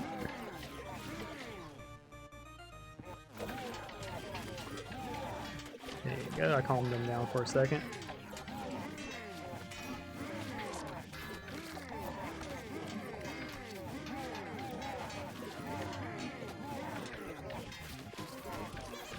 Go. With all those unit deaths around the field, my boys are getting bigger and bigger. Yeah, we're just knocking them into a corner with all of the luck we got. There you go. And yeah, yes, the more caribou, the better. I would prefer it not proc on my enchanters, but I can't control that. Wait. Is that supposed to be that both cities should be Inferno? We can review the map with backspace after to take a look at it. I believe it's backspace F that. Do you mean that the unknown towns both are higher? Oh yes, that was that why you were asking? The reason for that is the unknown towns are randomly generated. They both are the same, so you get the same faction as your opponent, and it can happen that both are higher. That can happen. Okay. This was one of the viewers from the Discord because we were streaming live. I don't know if it's unlucky or lucky in this case. I can't really say that, but it's, I guess. Also, the portal thing doesn't stack if that's what you're concerned about. Can you take a look at my territory again? I want to make a screenshot. What? No, it only happens sometimes. I've seen this before, yeah. Okay. It's like it randomly happens, and sometimes it just doesn't happen. Oh. And Robot had every reason to be frustrated by that. Yeah, weird. I'm like, what? I don't know what he's talking about. It never happened. It happens like a few times when I played with someone on hot seats. It's just, I don't know. Yeah. So of course, bug. And of course, I was joking there. I not only was I recording, but I was live on the Discord. There was no hiding the fact that happened. I'm afraid I have to go home. There we go. Why? Just too much value. I'm a value player. He just beat the city so you could easily get it. There you go. I'm nice. Rolling. See that right there? That's not a flag. It's a red carpet. There's also a much juicy loot there. Now I was fine with that Discord player joking. Like, ideally quiet during the match. I think later in the match I tell someone to hush it because they started heckling my opponent, basically goading him to attack. That wasn't cool. The interjections for rule clarity, interject a little bit of joking. Wasn't okay, bad. This was the tier 1 for this town. Yeah, that the not getting our upgrades on tier 2 definitely needs to be looked at because one, not only is it bad, but it's not fun. I want my tier 2.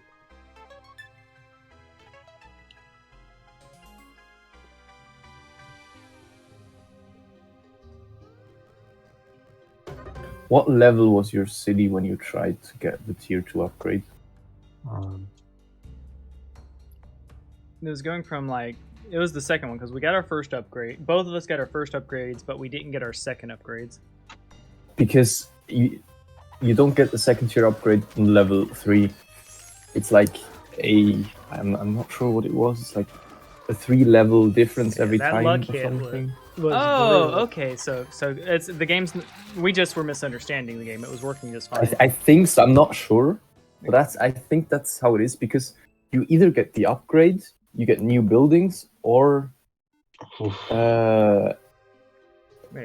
weekly growth. I'm not sure though. I appreciate You don't get the upgrade every time. That's all I know.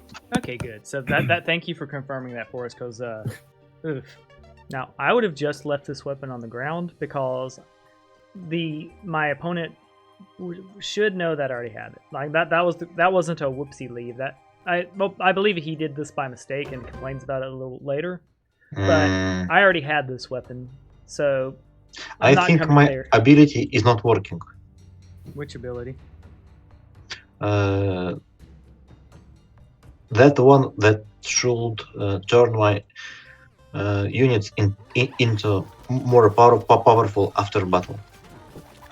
Oh, blood shaping. Yeah, yes. Things have to die for that to work. It's not guaranteed. You can't just lose one. The reason mine's working consistently is because I'm purposefully sacrificing units every battle. Yeah, that's me. That's why I kept joking about, oh no, Eightlings, what are you doing in the front lines? That was because I'm killing them on purpose. Yeah, so I feel I had no reason to explain my strategy there to my opponent, but he was thinking the game was. I mean, just poor planning. I'm sorry, Eightlings, it was an accident. But yeah, there were rounds where I sacrificed as many as 20 units. That's why I kept getting the procs for it. And if you're sacrificing 20 units to upgrade from tier 3 and 4 to 5, it's strong. Don't get me wrong, but it's strong because I'm using it in correspondence with mastery. Doing it with a different hero that doesn't have mastery corresponding with it isn't nearly as powerful.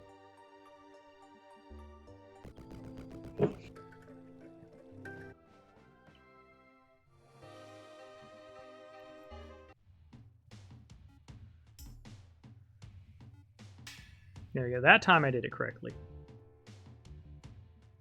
I did create last just to make sure I had something.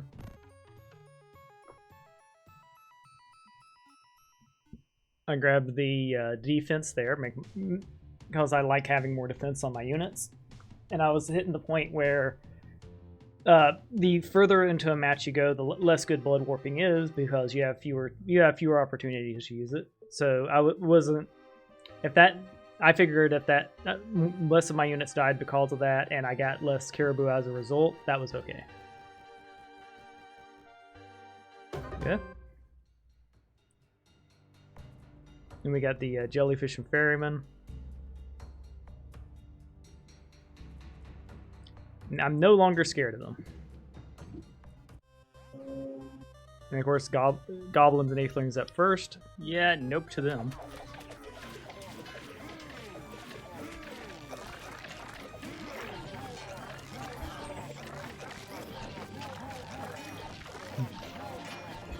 Yep, and we lost a bunch of gobos, which is the way of the game.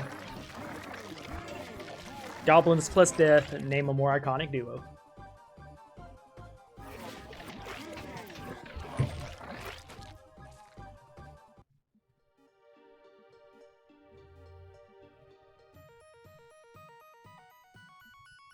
Yeah. I'm considering the creation line, but it's getting less potent, and I'm thinking at this point, yeah, there we go. At least one warding is always good. My opponent is using some high-tiered units, but not a lot of them at this stage. They have some magic, but magic isn't their main focus, so I figured some warding, but not all. Plus, I was about to go jungle through my secondary treasure area.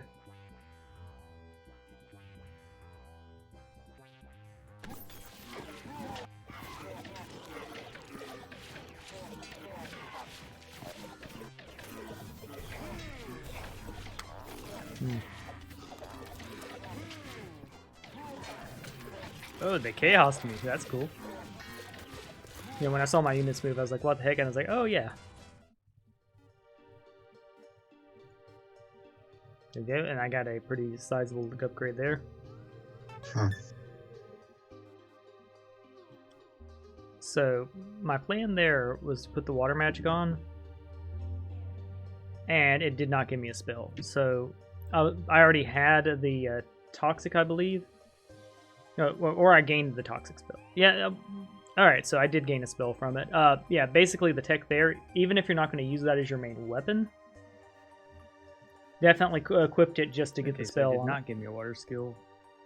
No, I was incorrect there. I did get I the was about to value. show off some super cool secret tech. Don't worry. Future Brian's got your back. Super cool tech. Use the water staff to gain a free spell.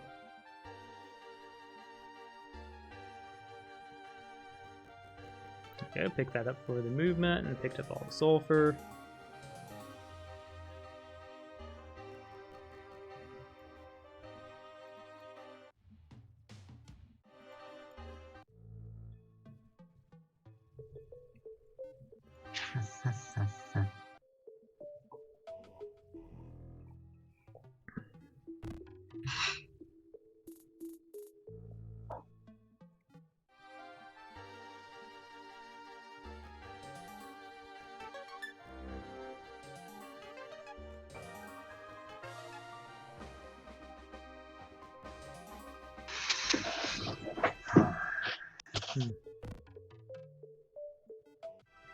And I'll pass the mic on to you.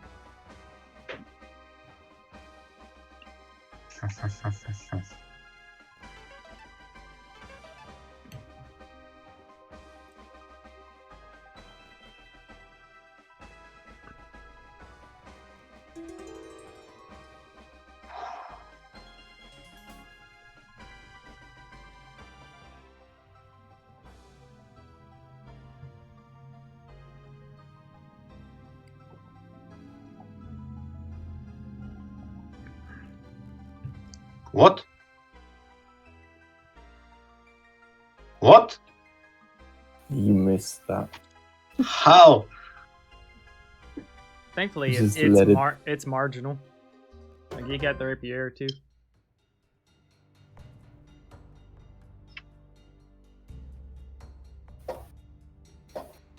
But yeah, honestly, just leaving it on the ground was the correct play. He didn't need it because he already had a weapon that was comparable, and more attack with a bunch of archers, in my opinion, it's at least comparable. Like if not the optimal option. There you go. And this is just the most unfair thing ever. Ooh. That's a lot of units. There you go. Those crits are awesome. I just love watching luck proc. I could do that all day. Except when it's on my units, then I'm gonna cry.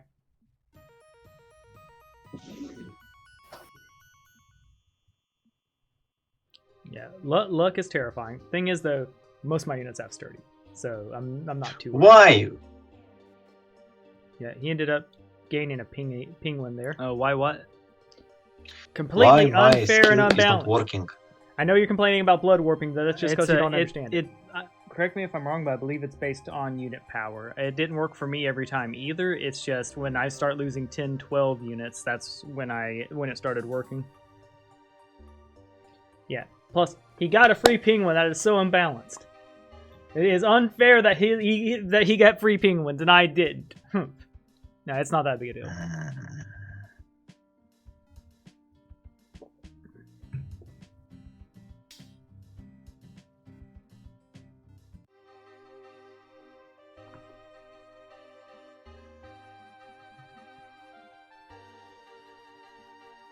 Also, a major misplay. If you see a volcano, you use a volcano. It adds unit value and it gives you no joke units. So the winning play there would have been to use the cultist volcano and just get all that value.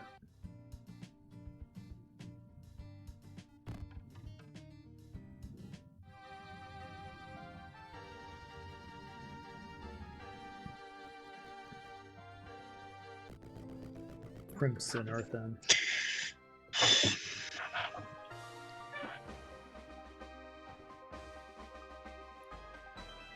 Yes, game. I would like to go all around the entire world for that. Thank you.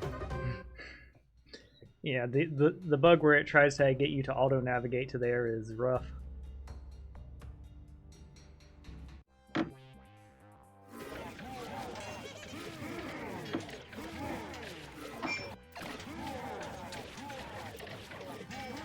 Thankfully, I actually did break that center tower, but Yeah. Okay, so you can. Yeah. Yeah. Because there's some matchups where you have to destroy the Archer Tower, or you could wipe. And granted, not on the forts, but yeah, there we go. And I'm accepting them. I've got Caribou Elite synergies, so I love my enchanters and would prefer it not to proc him, but I'd still pick them. But, there you go. And I'm seeing all these runes and stuff. Sending in my support hero to go actually pick the stuff up. Pick myself up some militiamen.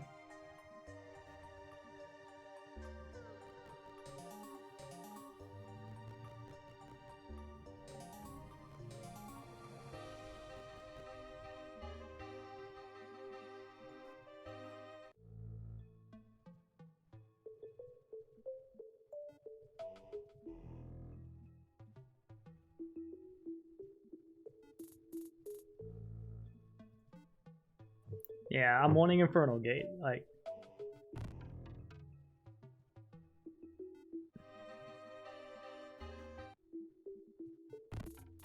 And then I'm like, I was like, oh shit, I need sulfur.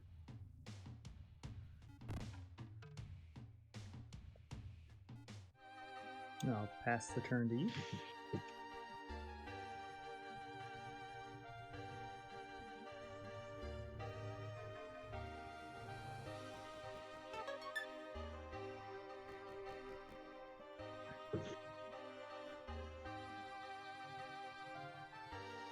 An attack and a morale is arguably better than the rapier, not yeah.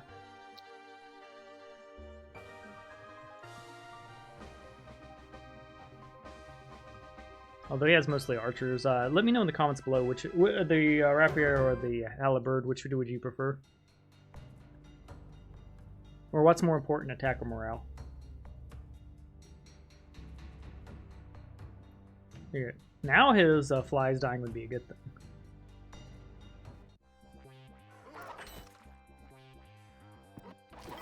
Yeah, the extra penguin. Look at that, all that extra value from having a pingo. Yeah, he lost 2 units, so yeah.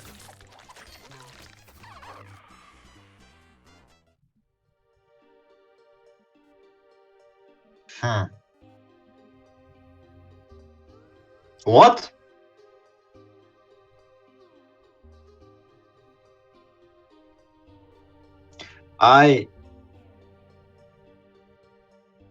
Yeah, at 5 and came to 6. The answer is there with the retreat. So the blood mechanic also remember it works a lot better when you lose your own units and it's not guaranteed. I mean, I just have got a free unit. Oh no! Congratulations. Yeah, I didn't care at this point. Like I was fairly certain I won with 3 cities and a besiege. So I was like, okay, have 1 free unit if you did. I had 5 Avengers. Now I have 6 Avengers. Do you have mastery? Oh, then might be because of the retreat bug. Yes, he's tried to retreat and somehow. They successfully. I'm okay with it. They what they did is they ran home, cried to their friend, and their friend went, "You know what? I'm gonna come out there with you, and I'm gonna beat them up for you." It's a feature, not a bug. Come on.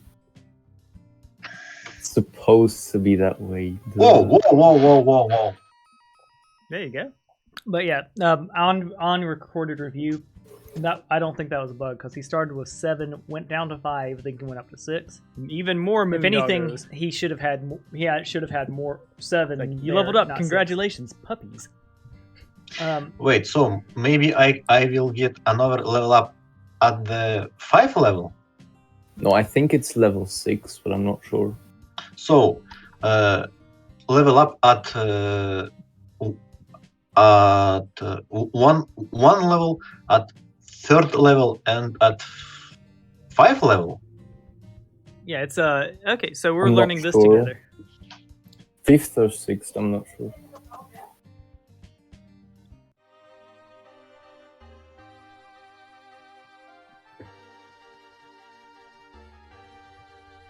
It's weird that he doesn't mention it in the game.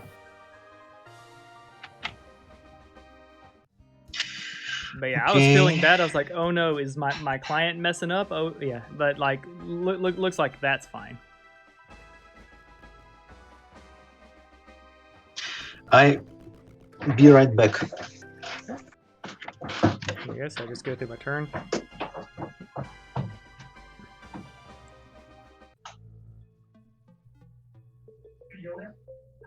Also, knowing he's gone, I figured that was a great time to update my portal.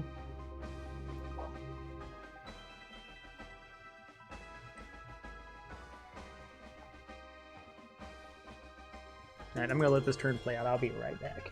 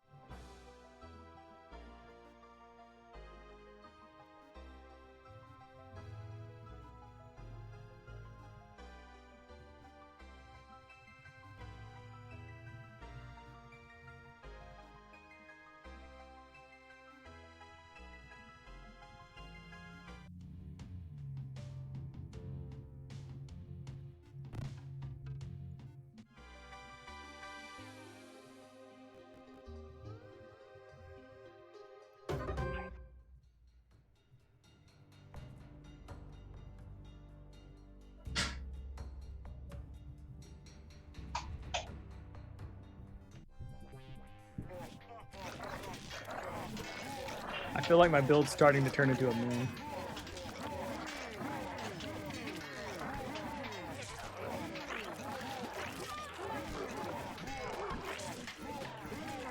There we go. So yeah, I was just clearing this area. Let's see. What do you mean? Just how many antler boys am I gonna get?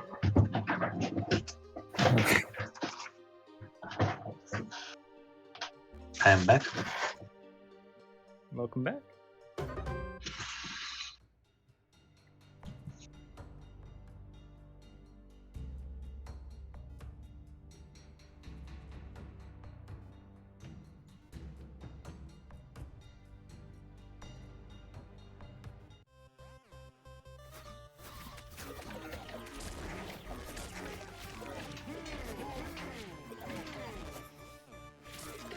Here we go.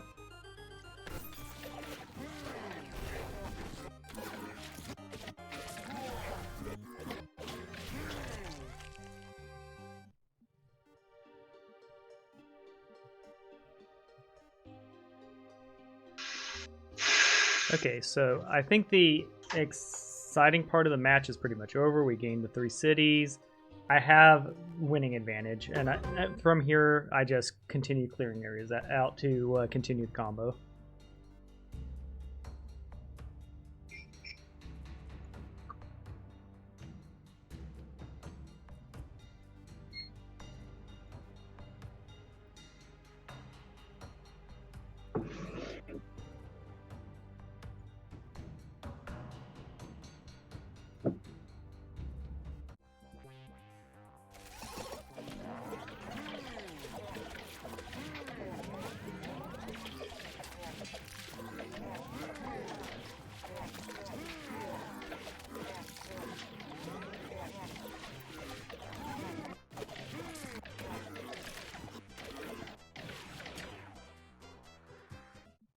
Boom. So I just clear, yeah. So, yeah, there's no more really spice in the build. The main build's done, and I'm just getting mana regeneration and stuff. He's having his app sprayed his Sai.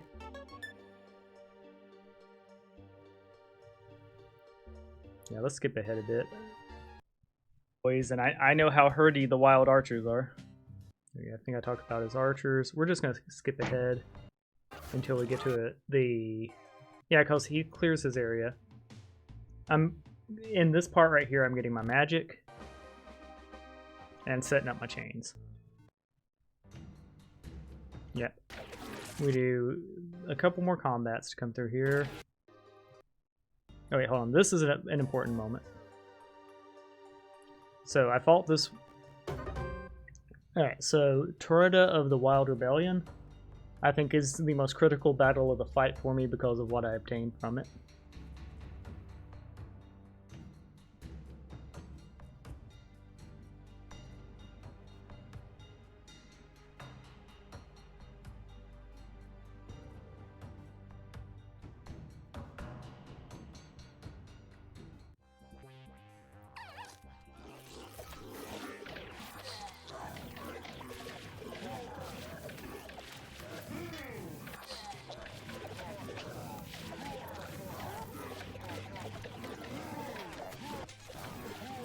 Yeah, so as you can see, my forces are getting pretty strong. I'm up to 27 of the Caribou Elites. But yeah, I had grabbed that stave there that gave me the elementalism and stuff. It gave me elementalism and something, so I'm feeling pretty high and mighty.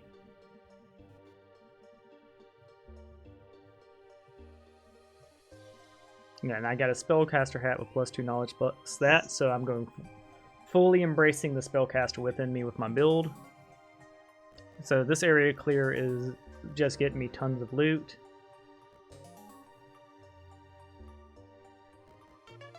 Yeah, I think we can skip ahead here.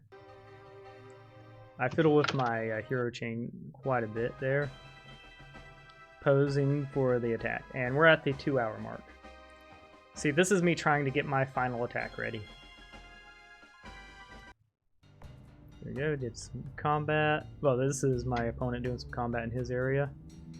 But he's just jungling in his side area. So I think we will do a bit of skipping. Okay. So I think at this stage... There we go. Yeah, I got patriotism. I'm developing both my areas because I'm doing a combo to get my heroes leveled up via the ritual stones and get their passives increased, which is incredibly powerful. Yep. So I went through each of their abilities, and there we go. So I got him. I sent him there in preparation to grab the ritual stone, and I'm finishing up my clearing. Here he's going for a spell blade, which is the coolest weapon he gets in the game. +3 spell power, +3 attack is good. It's even good for your melee casters. It's good for everyone, because attack is good for casters, and spell power is good for everyone, because you're going to get spells. Mage Hall is pretty much...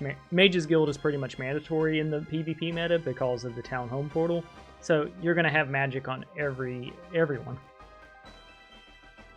There you go, he's prepping for this battle, and let's see. Okay, he's out of movement, so we'll skip ahead there. Yeah. There we go. I'm just going through cleaning up the last bit here. Yep, it's the week 4, so I'm doing the caravanning. Oh, hold on. We'll go back for that one. Yeah, okay, some pretty significant stuff happens here.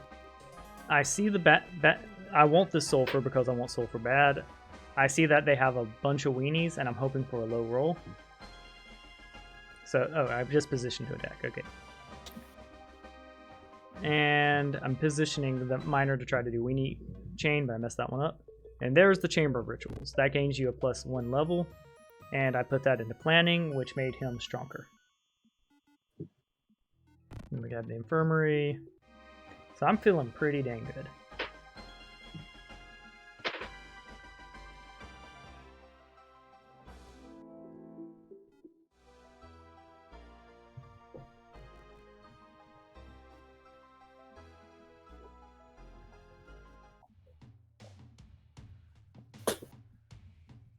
Abominable Hills are also pretty dang good. And they're a very expensive unit, but they're powerful.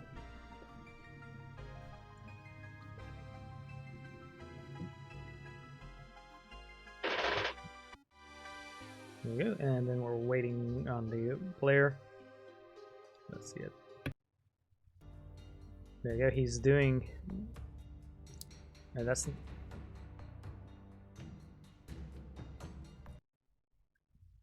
Yeah, there we go. This is the battle that mattered. There you go. Galaxy Blade. That's what it's called. There we go. Enemies. So he's just jungling.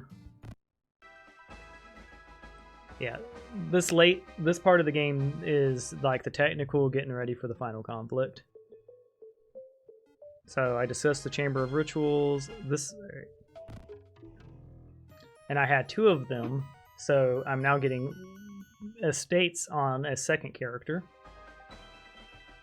And pretty much I'm just getting... I'm going to value town with my dwarves. There we go. Estates 3 on him.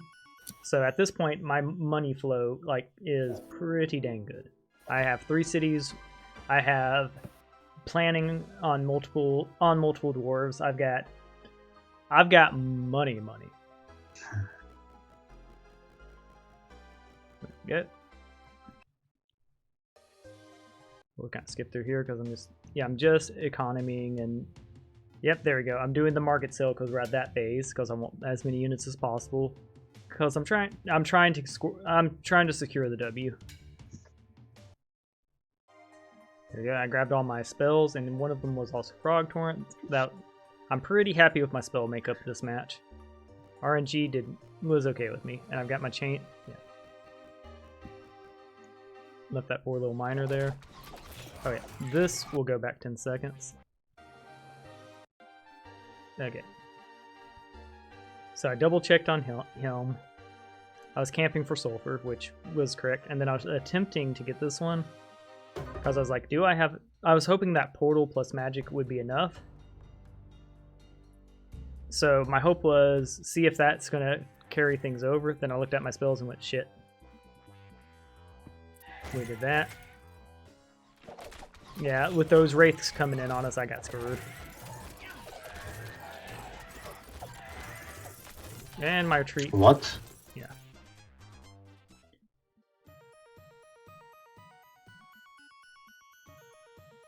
There you go. So yeah, essentially my logic there was I want sulfur, and I can definitely flee. But yeah, it's impossible to just flee. And because that area is further away than this area technically, I ended up getting teleported forward. Now granted, I would have preferred to go to Heavy Rock to get the tier 3 spells and attempt more jungling with her, but that's not what happened. She ended up going to the Pyre Town instead.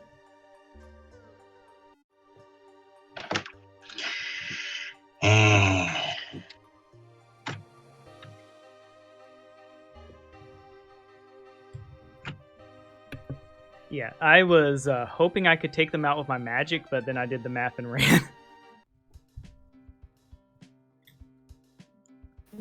We're a little short on time there. I'm not sure what he meant by you're a little short on time there.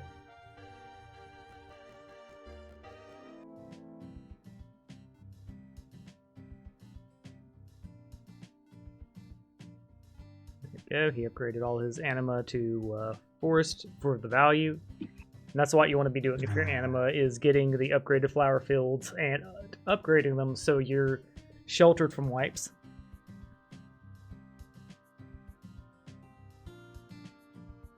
There we go.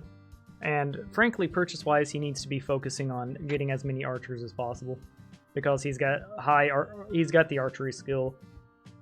There we go. I'd be selling everything to Unch-out archers because it's very clear that I'm squaring up to come attack. So we'll skip ahead because he's just shopping and getting troop movement.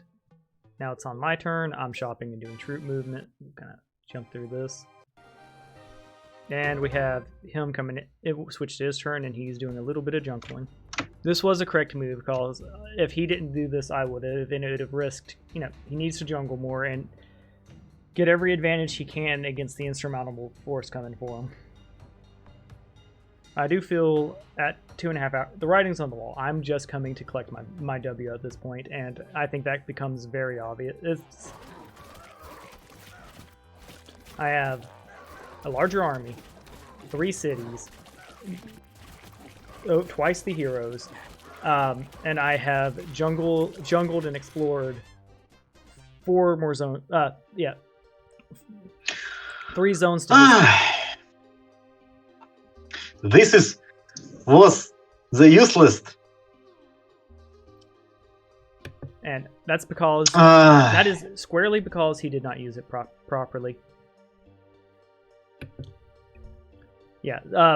You can say in the comments below if you think Blood Warping needs rebalancing, but he was not losing units, and I believe, especially like if you watch where I got the Caribou Elites, it was because of the Aetherlings and other mobs dying, and lots of them.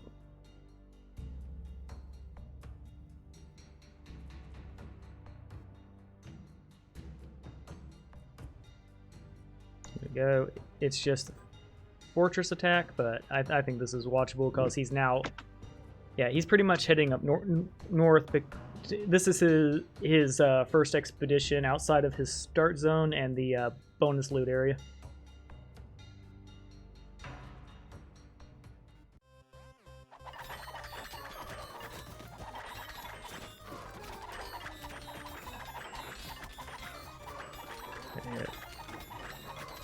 Ooh, of course, he takes this area with no fatality, which is fine.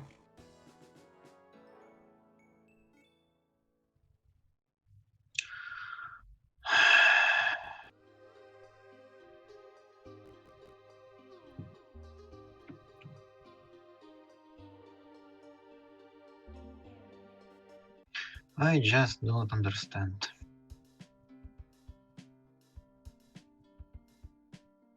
Yeah, that would be a correct purchase there. Arguably, any of those ranged units I would grab because archery good.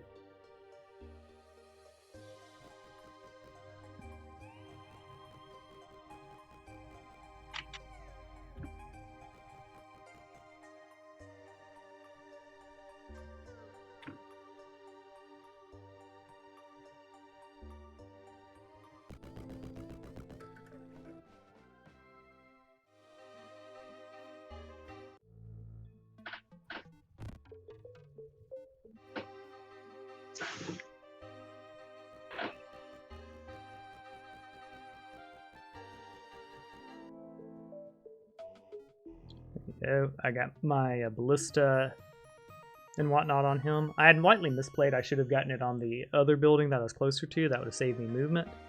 Won't make that mistake again. I got tactics because my army's so massive I need it. Tactics is one of those abilities that is useless until it isn't.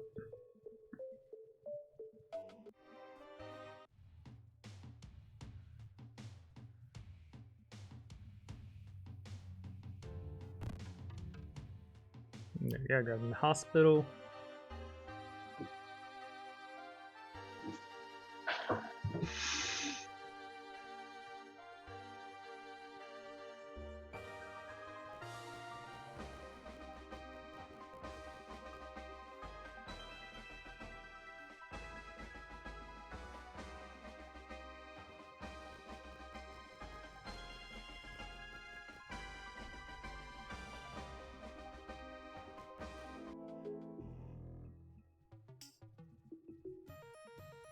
Okay.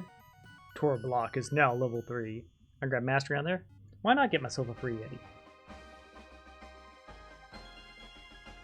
Eventually. The higher tier the unit, the fewer of them you get per turn.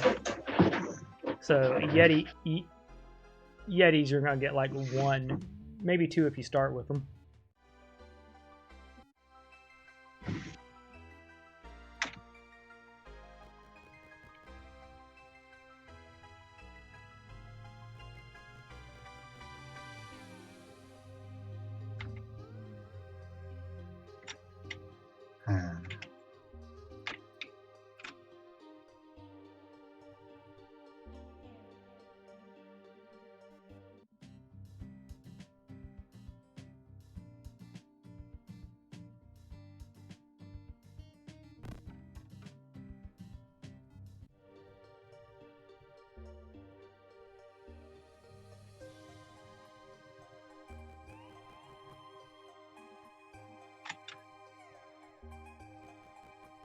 There he goes. He's grabbing himself some gold and all that good stuff. Preparing for the final battle.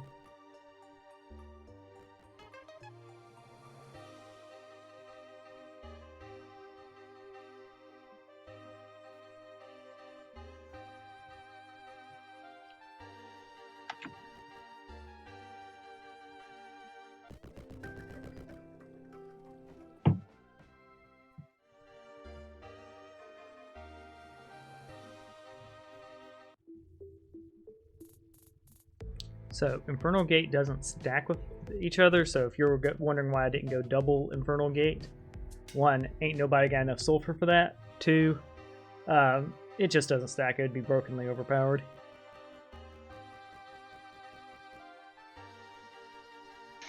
Alright, so this one allows you to control the battle or skip the outcome. This creates a minor bug where my opponent can't do the movement. Alright, I'm aggressor, so I'll be moving my stuff first. Putting this lovely little portal in here.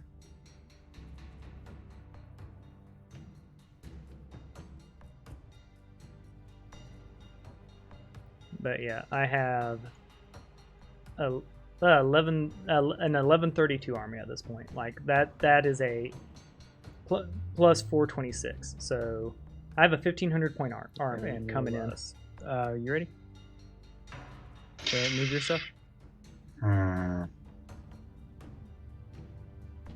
Wait, why am I cannot move? Hey. Yeah. Here, let me try real quick. Yeah. Straight up, it can't move. Do you want to reload, or do you want to, or are you okay with this overwhelming outcome? Well, okay. Reload or go forward. Go for it. Okay. And there we go. There was a minor, I didn't understand what he said, so I used synonyms to make sure make sure he understood what I said. And had he contested this, I would have been fine reloading. Yeah, I'm dropping in frogs.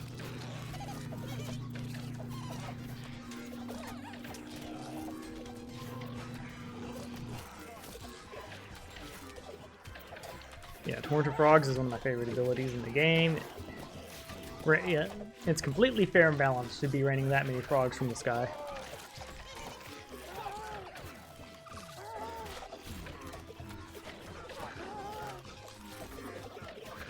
Yeah, and with this, yeah, all right. So these battles move in slow motion, so we're gonna be skipping them.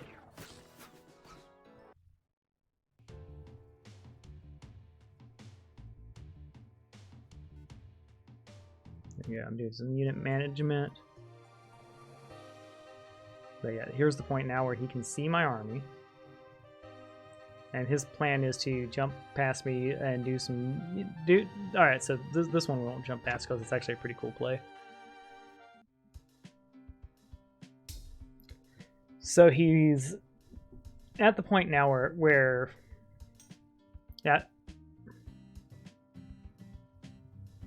he's trying to get some incrementals, like he's getting the last of the army he can, which he should be doing.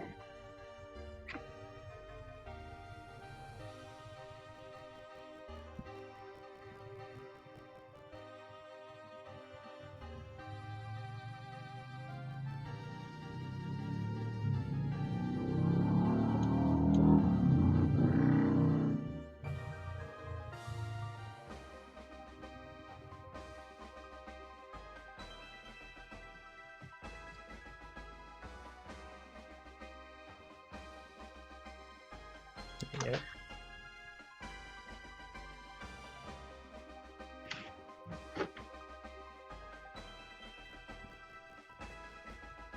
So his play here is to slip a hero past to go steal some stuff, which good job. Like that did actually work technically. Yep, since you're attacking, it looks like it's working this time. And I'm wondering if the reason it didn't give control is because it was a auto-complete one, because it initially gave me the option to auto-complete. Definitely fascinating for anyone who can come up with an answer for that. Yeah, and at this point in the game, he has 1182 advantage on me. I mean, he has 1182. So I have a 300 point unit advantage. So despite having overwhelming control of the map, my army is about 1/3 stronger than his. And granted, that's because I sacrificed tons and tons and tons of units to achieve this build.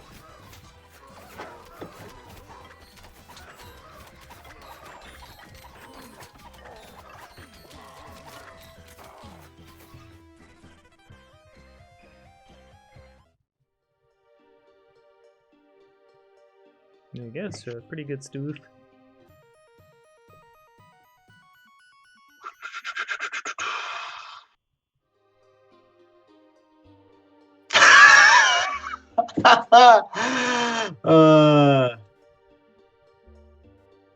Do it.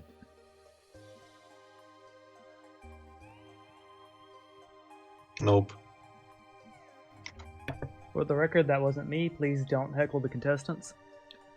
Yeah, telling him to crash into my near impossible army was rude. It's definitely not... One, it's definitely not the play. And it's not the play he was building for this entire time. He wants me to attack him at his... I think he only gets to stronghold level. But he's trying desperately to use the Citadel to swing the player power difference. No, it's not looking good. Like he did in his previous match against Sage. But as I said before, I was highly aware of how he won the last battle and built against it.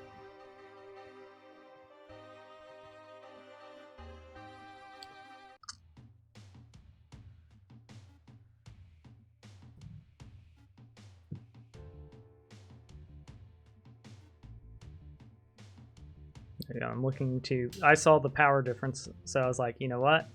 We're gonna change that. Also, I saw the respawns around my area, and I wanted to collect the loot.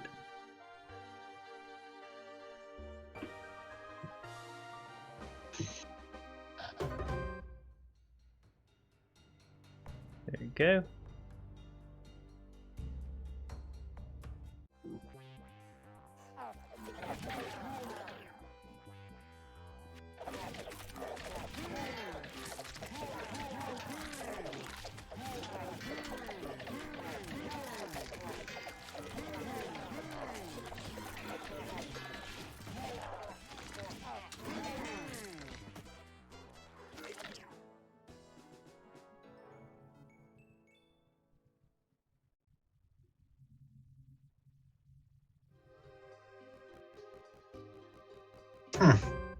There we go. So like I'm just doing a little more jungling here. I think we can skip forward.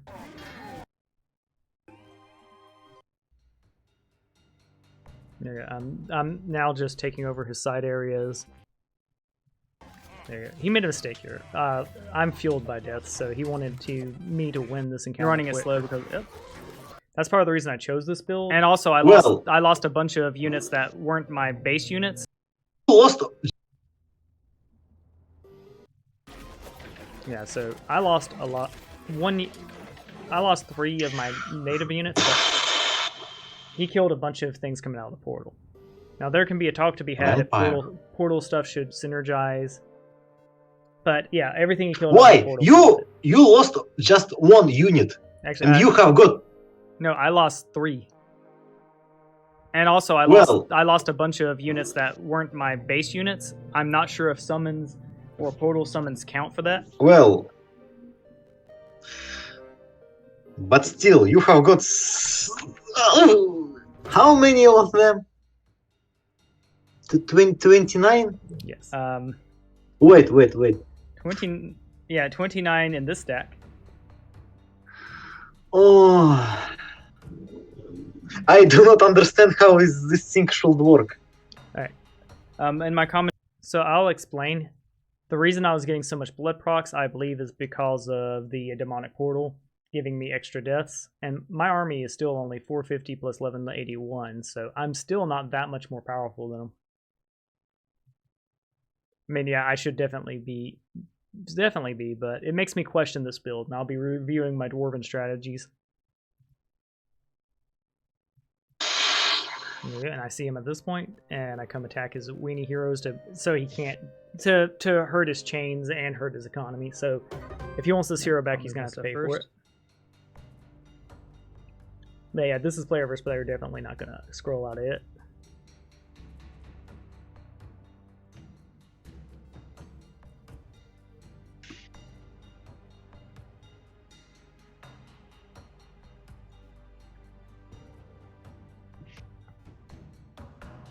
Yeah, I'm doing my unit stuff carefully.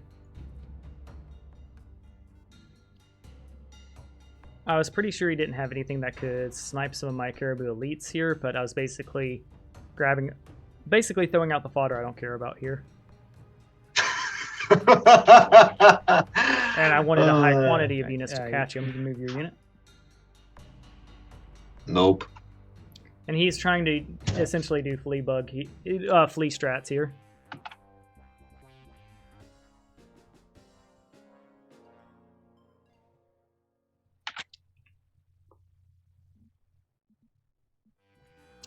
And yeah.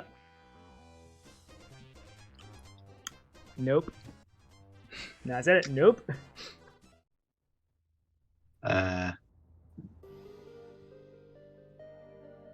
Wasn't about you get like 40 levels. Is he still alive? I'm curious. He absolutely is not. I magic arrowed him. I'm hoping 355 air damage is enough to stop one hero from fleeing. The flee mechanics definitely need review before the next tournaments, because we're at a point now where someone look how much of the map I control. Yeah, it's one of those. Alright, backswing should be possible, but at this point, you may move your hero, but I am just going to magic arrow them. I'm letting them know I'm just going to magic arrow them.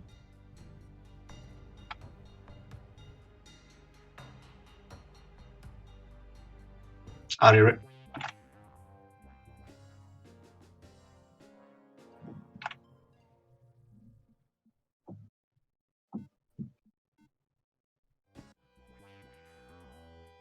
There you go, and I scored the kill on them too.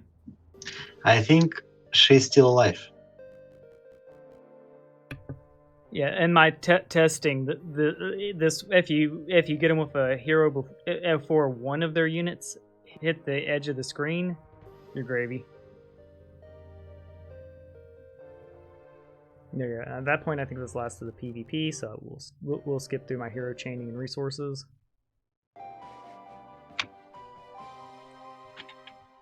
It's his turn. I think we'll watch it. Because he's still trying to gain some value, which is viable, which is understandable. So like he's pretty much now in full stronghold final stand. He didn't get his Citadel up, thank goodness. But essentially, his last hope is that I come crash into him.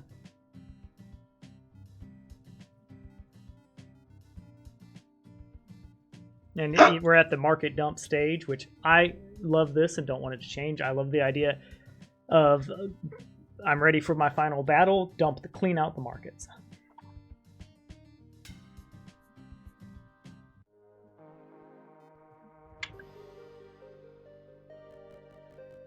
There you go. And he did successfully slip one hero past me, and as you can see, that's why I killed every one of his heroes I came across, because I was well aware he does stuff like this. And it's not a wrong play at all. That was actually smart. So Robotus gets full credit for that outmaneuver there.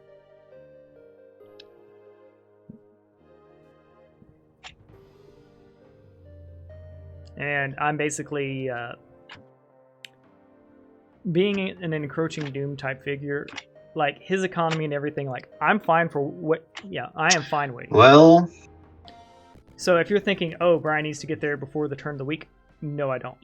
Because I don't have to fight on his terms.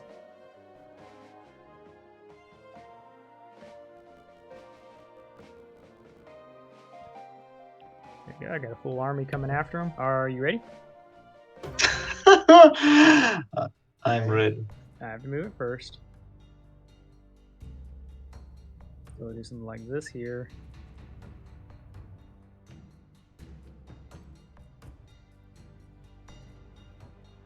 Alright.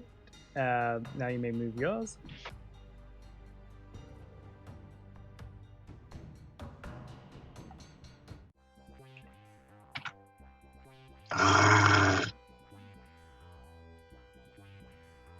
You growled at me.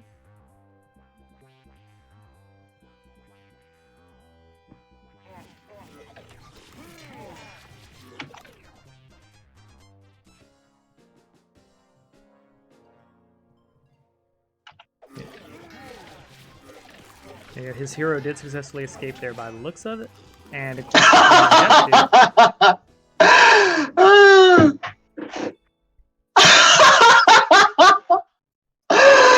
I have got 7 penguins from this battle. yeah, and of course that is my opponent there. That's my opponent there laughing because he got an exploit to gain free units. Just a note. You can comment on that below, but just do be respectful and don't attack the gentleman.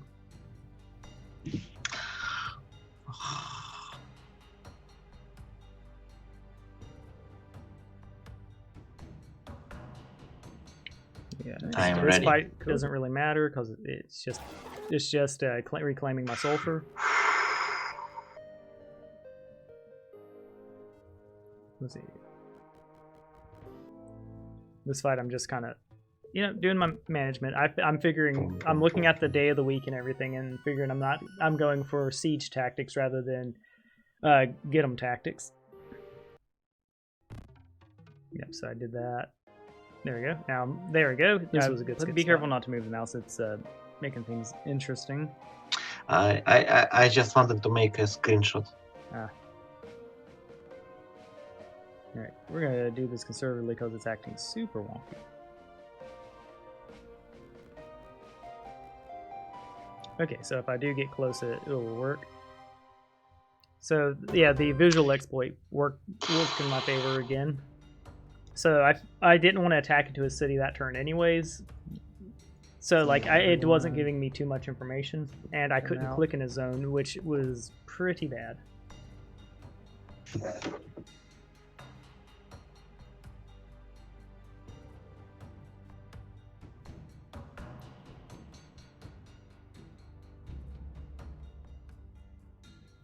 Alright, you're good.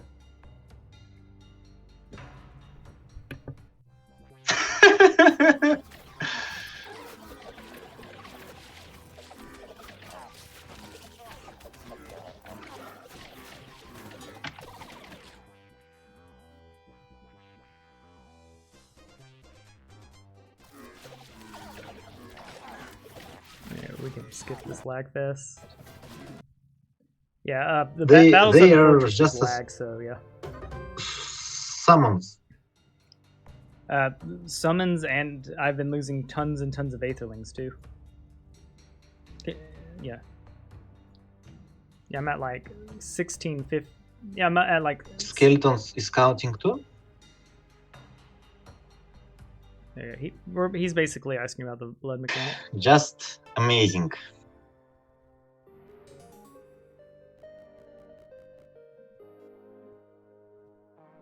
I don't think I do anything too revolutionary there.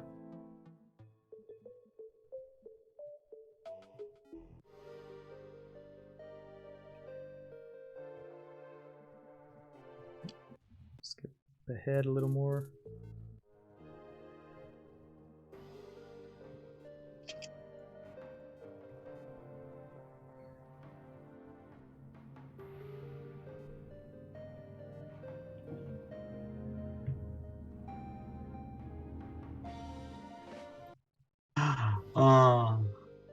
Yeah, he had his free Pingo and his free bat. So he is getting free units from Wild Call, which is, I'm not sure if that's a bug or a feature. I'll let y'all decide on that one.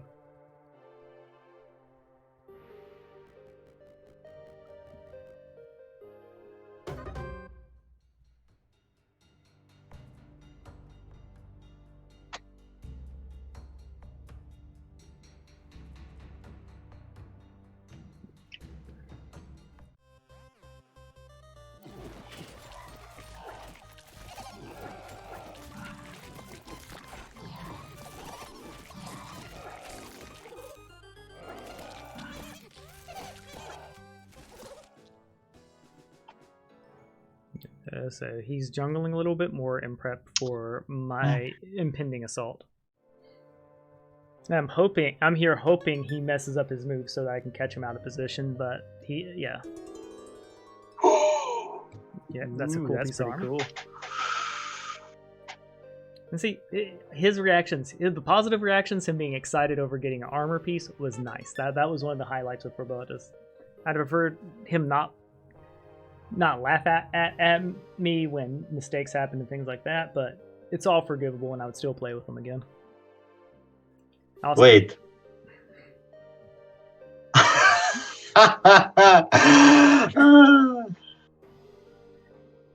Yeah, you know when you accidentally click your Amazon order 3 times? That's what happened to you this game. Yeah, getting 3 reliable rapiers is cool. Have one in each hand and one in your mouth.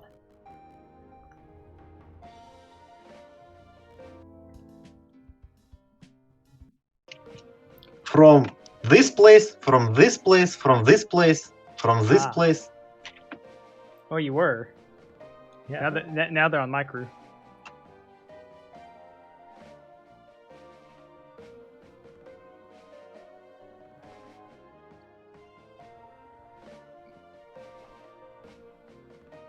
This is... Yeah, he had nowhere to escape. Funny.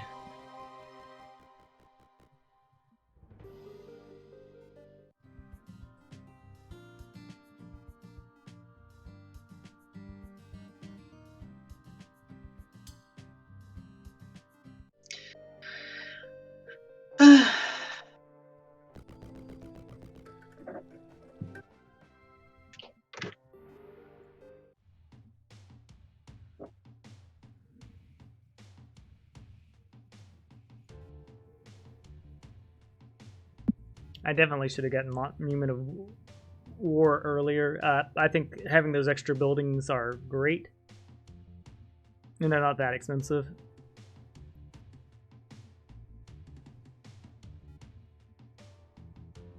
They're just not great in week 2, but once you're hitting week 3, 4, and 5, it's pretty dang strong.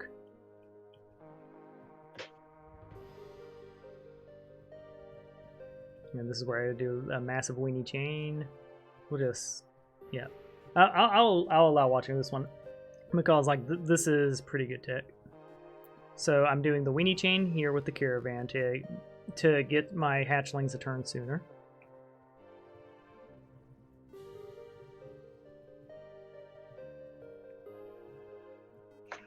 And those are good units, both of them. Charge fly combo is great.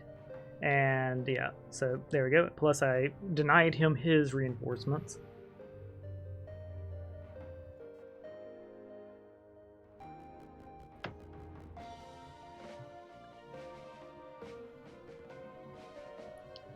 Yeah, we're gonna skip over this. I hero chain, that's, yeah, there we go. So I got him all the way down there pretty much. So yeah.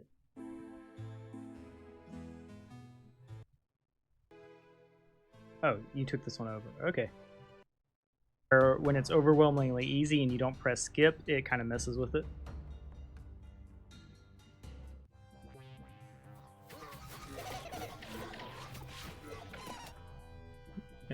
Okay. Yeah, I fought my way through because this was the tower he took back earlier. So to get my reinforcements back, I had to fight it. Got even more reinforcements. So I would that play where he took the fortress and took the sulfur mine was definitely the best play of the game from him, in my opinion. So that was cool to see.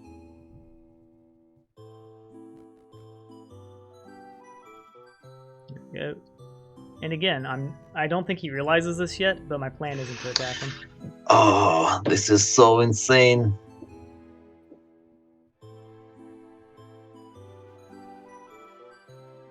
And there we go. Now I'm getting 1,500 gold today. I went ahead and dropped the pants on her as well. I changed from archery to more earth magic because I intended to use it for the takedown.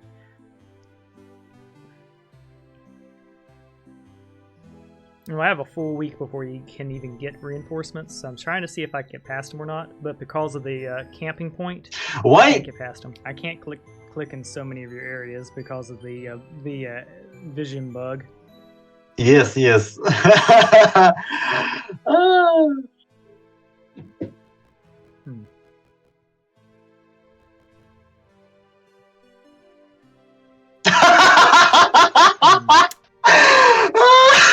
you think camping's fun? How about we camp together? My question is, can you come past me? All right.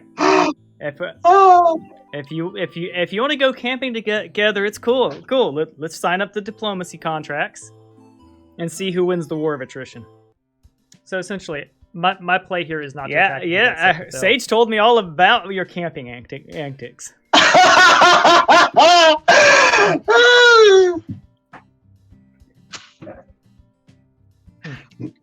So I think he is just now figuring out that his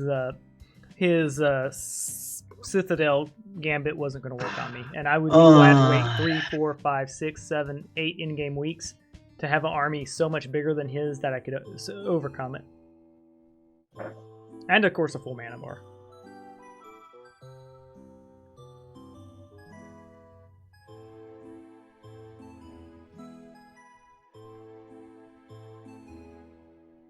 No juggle, boys.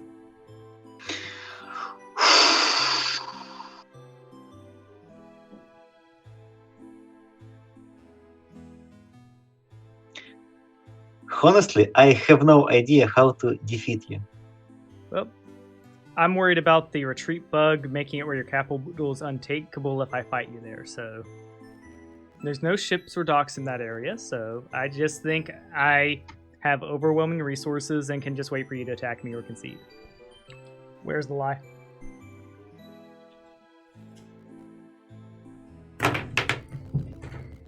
So we're going to go ahead and pause. This was 3 hours and 22 minutes in.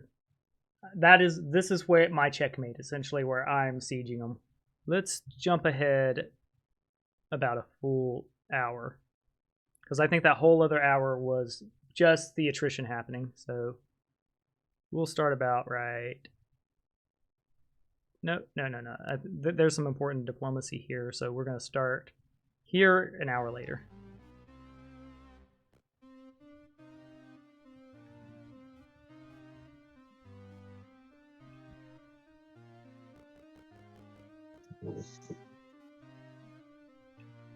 Yeah, so that entire hour was me setting up hero chains and reinforcing my siege line, and this is getting complicated. Why? You can finish me right now! What are you waiting for? If you truly believe that, do you concede, yes or no?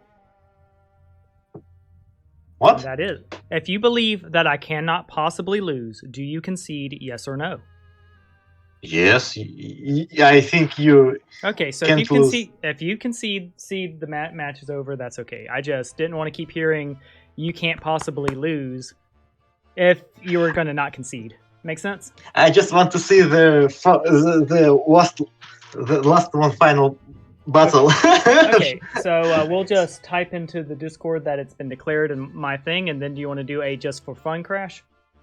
Yes, of course. Cool. I was just making sure. Okay, so I wanted to achieve two things there. One, I wanted to make sure that the language barrier didn't cause a miscommunication where I thought he was conceding, but he wasn't. And two, I'm a good sport.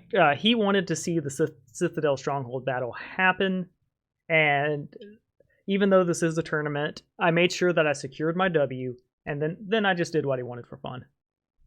Yeah, so we'll skip ahead here, because I'm gaining my last little hurrahs.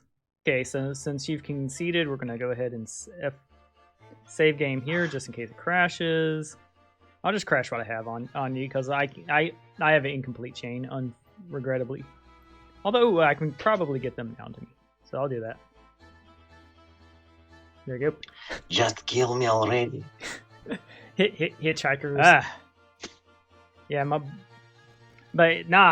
boy Sage couldn't. Well, yeah, was susceptible to that, but like now that you've conceded, okay. Yeah, I was just pointing out I wasn't about to throw. I'm not the type to throw a match. Unless it is, yeah. There we go, shaboom. Also, doing this now will make it, every time I do this, it gets a little easier. Let's see, how's my mana looking these days?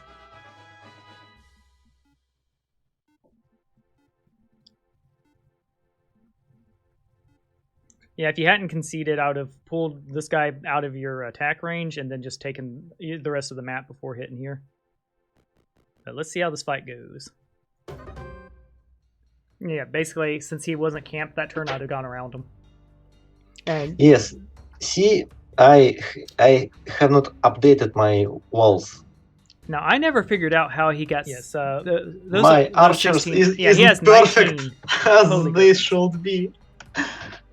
Well, the thing is you've played a very strong defensive game. I'm sure some people inexperienced with this game would go, how could it have taken this long with me having 3 cities? The thing is like, I was not... You did a good job making sure that you had either a camp up or we were at a city anytime I was in range. And as you saw, I didn't want to get a bunch of casualties and level you. Make sense? I have made terrible mistakes again. The same mistakes. I argue. Okay. All right. Are you ready? No. And oh, you are welcome to play. If I would have to get up early again, so it'd probably be the weekend. But I'm willing to play with you again because you are good, and next tournament you may be able to get further up the chain. I mean, you have won in this. You did win your first round. But...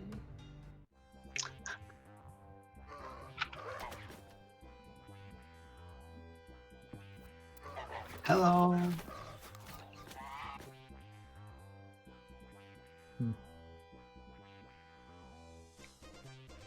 Trying to decide which spell to do first.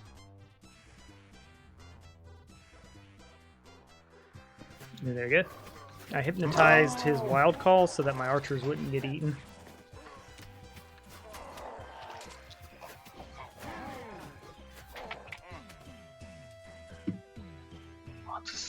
Also, one thing to note for future battles, I would have given orders. If I had known that those archers weren't turning around to fight the wild call, I would have turned them around to do so.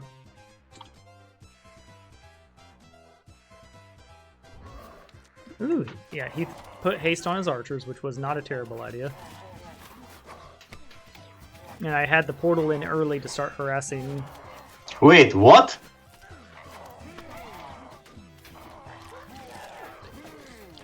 Yeah, so this fight goes slow. I think my archers is still can do something. They're doing some damage. No, they Now they was defeated. Oh, your griffin's dropping one of my boys. Yeah. Now, I'm thankful that at least one of those archer towers went down because they were causing massive casualties on my end. He did corpse explosion there. Thankfully, those units are have spell ward on them, so it wasn't too bad for me.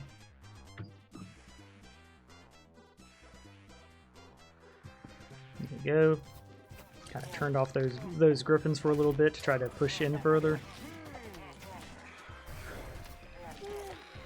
The wild call was countered by my death rune, which summoned the deathy boys. There we go. I don't think I'm too in the way of the battle.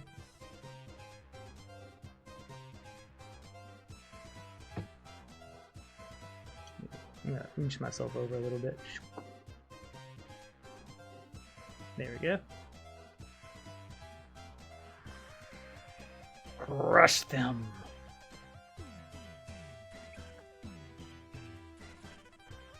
Okay, so what I'm doing here is making sure I get all my Resurrecty boys and Dwarven units only out.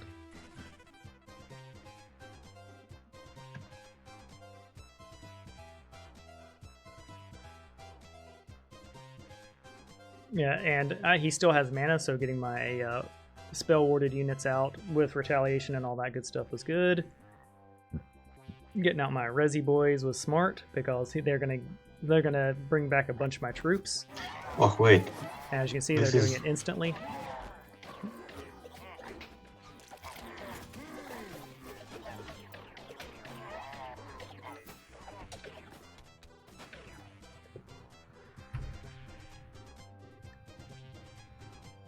Yeah, and he killed a ton of my Caribou elites. That's no small feat.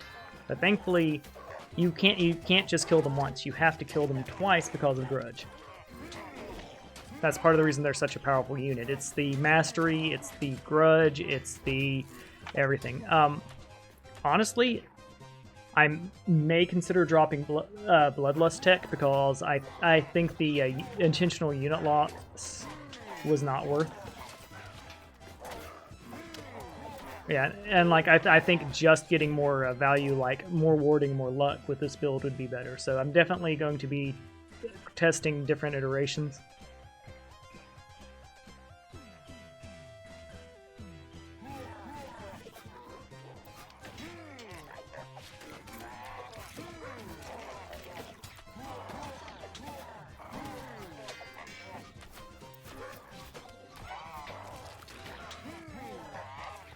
Go.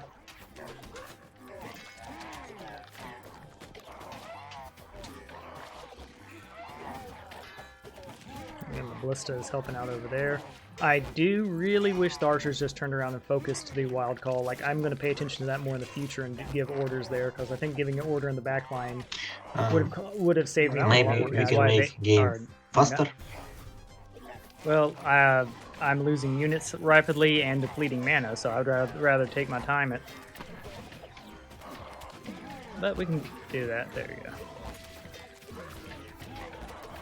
Yeah, since he conceded, I went ahead and hit fast forward, but I apologize to my opponents in advance. I will not be fast forwarding if the battle matters.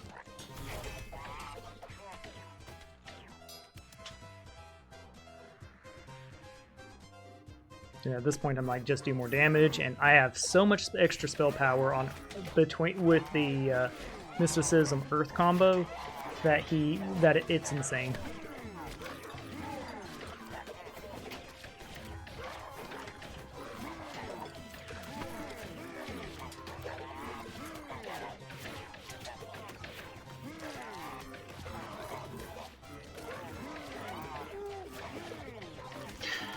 What I wish I could do is, this is a little silly. Like, I wanted them to destroy that archer wall, but they went all around it.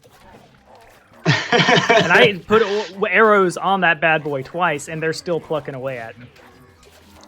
Yeah, I'm a bit salty that I couldn't target. I couldn't target the towers easily, and part of it on review. Part of on review here is I did put the arrow like here instead of directly on it, but it should be more intuitive to attack the towers if they're going to be that powerful, because that splash 4 units doing splash damage is incinerator walls. And I don't know if the wall archers synergize with archery or not, because if they do, they're even more powerful. So they might, yeah, that can be insurmountable, and it'll be a build I'm testing, because if it's going to be in the tournament and it's going to be insanely powerful, I'm going to use it.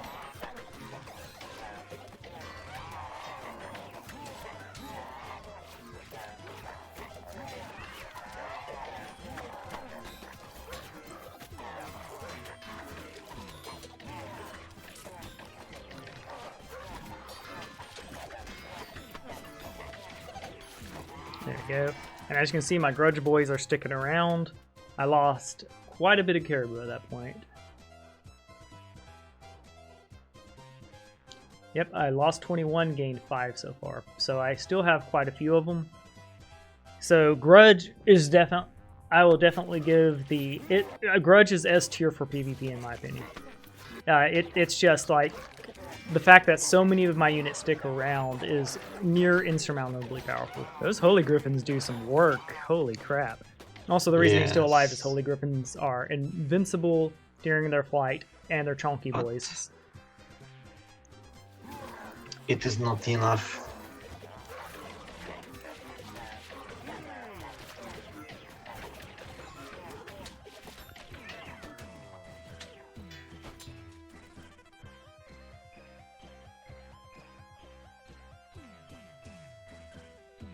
but I'm happy that now city have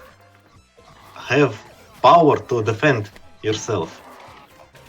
Yeah, I think I think a lot of people going into the tournament thought this would be a Zerg Fest with no counterplays or anything like that, but I believe you showed that you were able to effectively flee, though I do want to review that part of it, because I thought I had pressed the button to stop you from fleeing, but it may have, I don't exactly know how that mechanic works.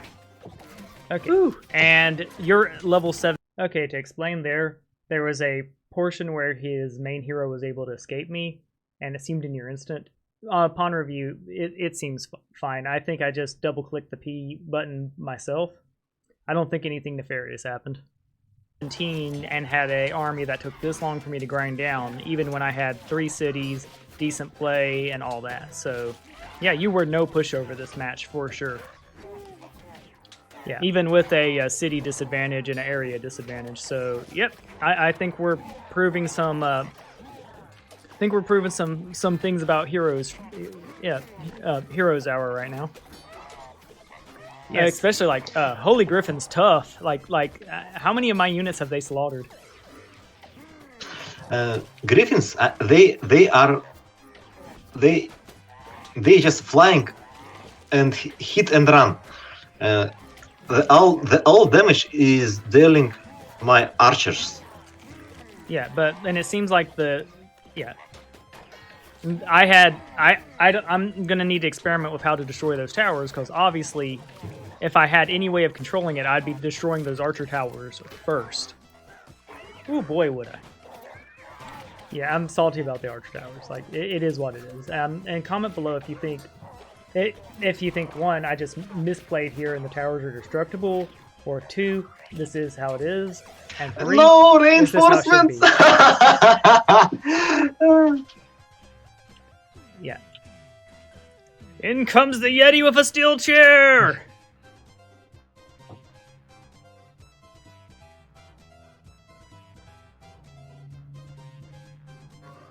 Yeah, it's taken me a while to grind down his final defense, but I just had insurmountable force. So if you're up against a player you think is going to try to hide behind Citadel walls, just don't rush and go. Don't rush them and be impatient like my training partner Sage. Love you. I think I have only 1 Griffin. Oh no, there is. There we go, and let's see. It says he has 0 griffins left, yet I can visibly see griffins. That's interesting.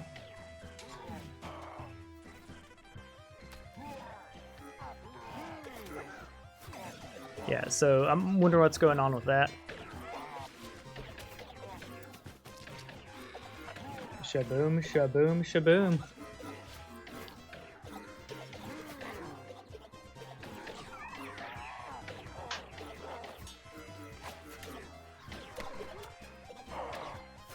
Wait, who is still alive?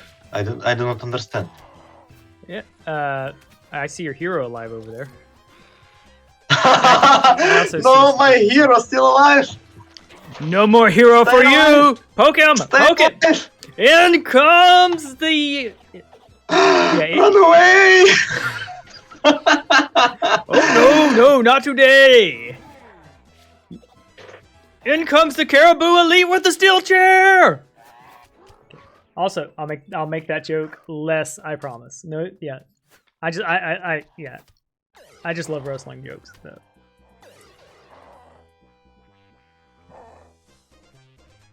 Oh. There you go. I am who I am. Dragon. Only 1 dragon. And now I have 12 archdemons.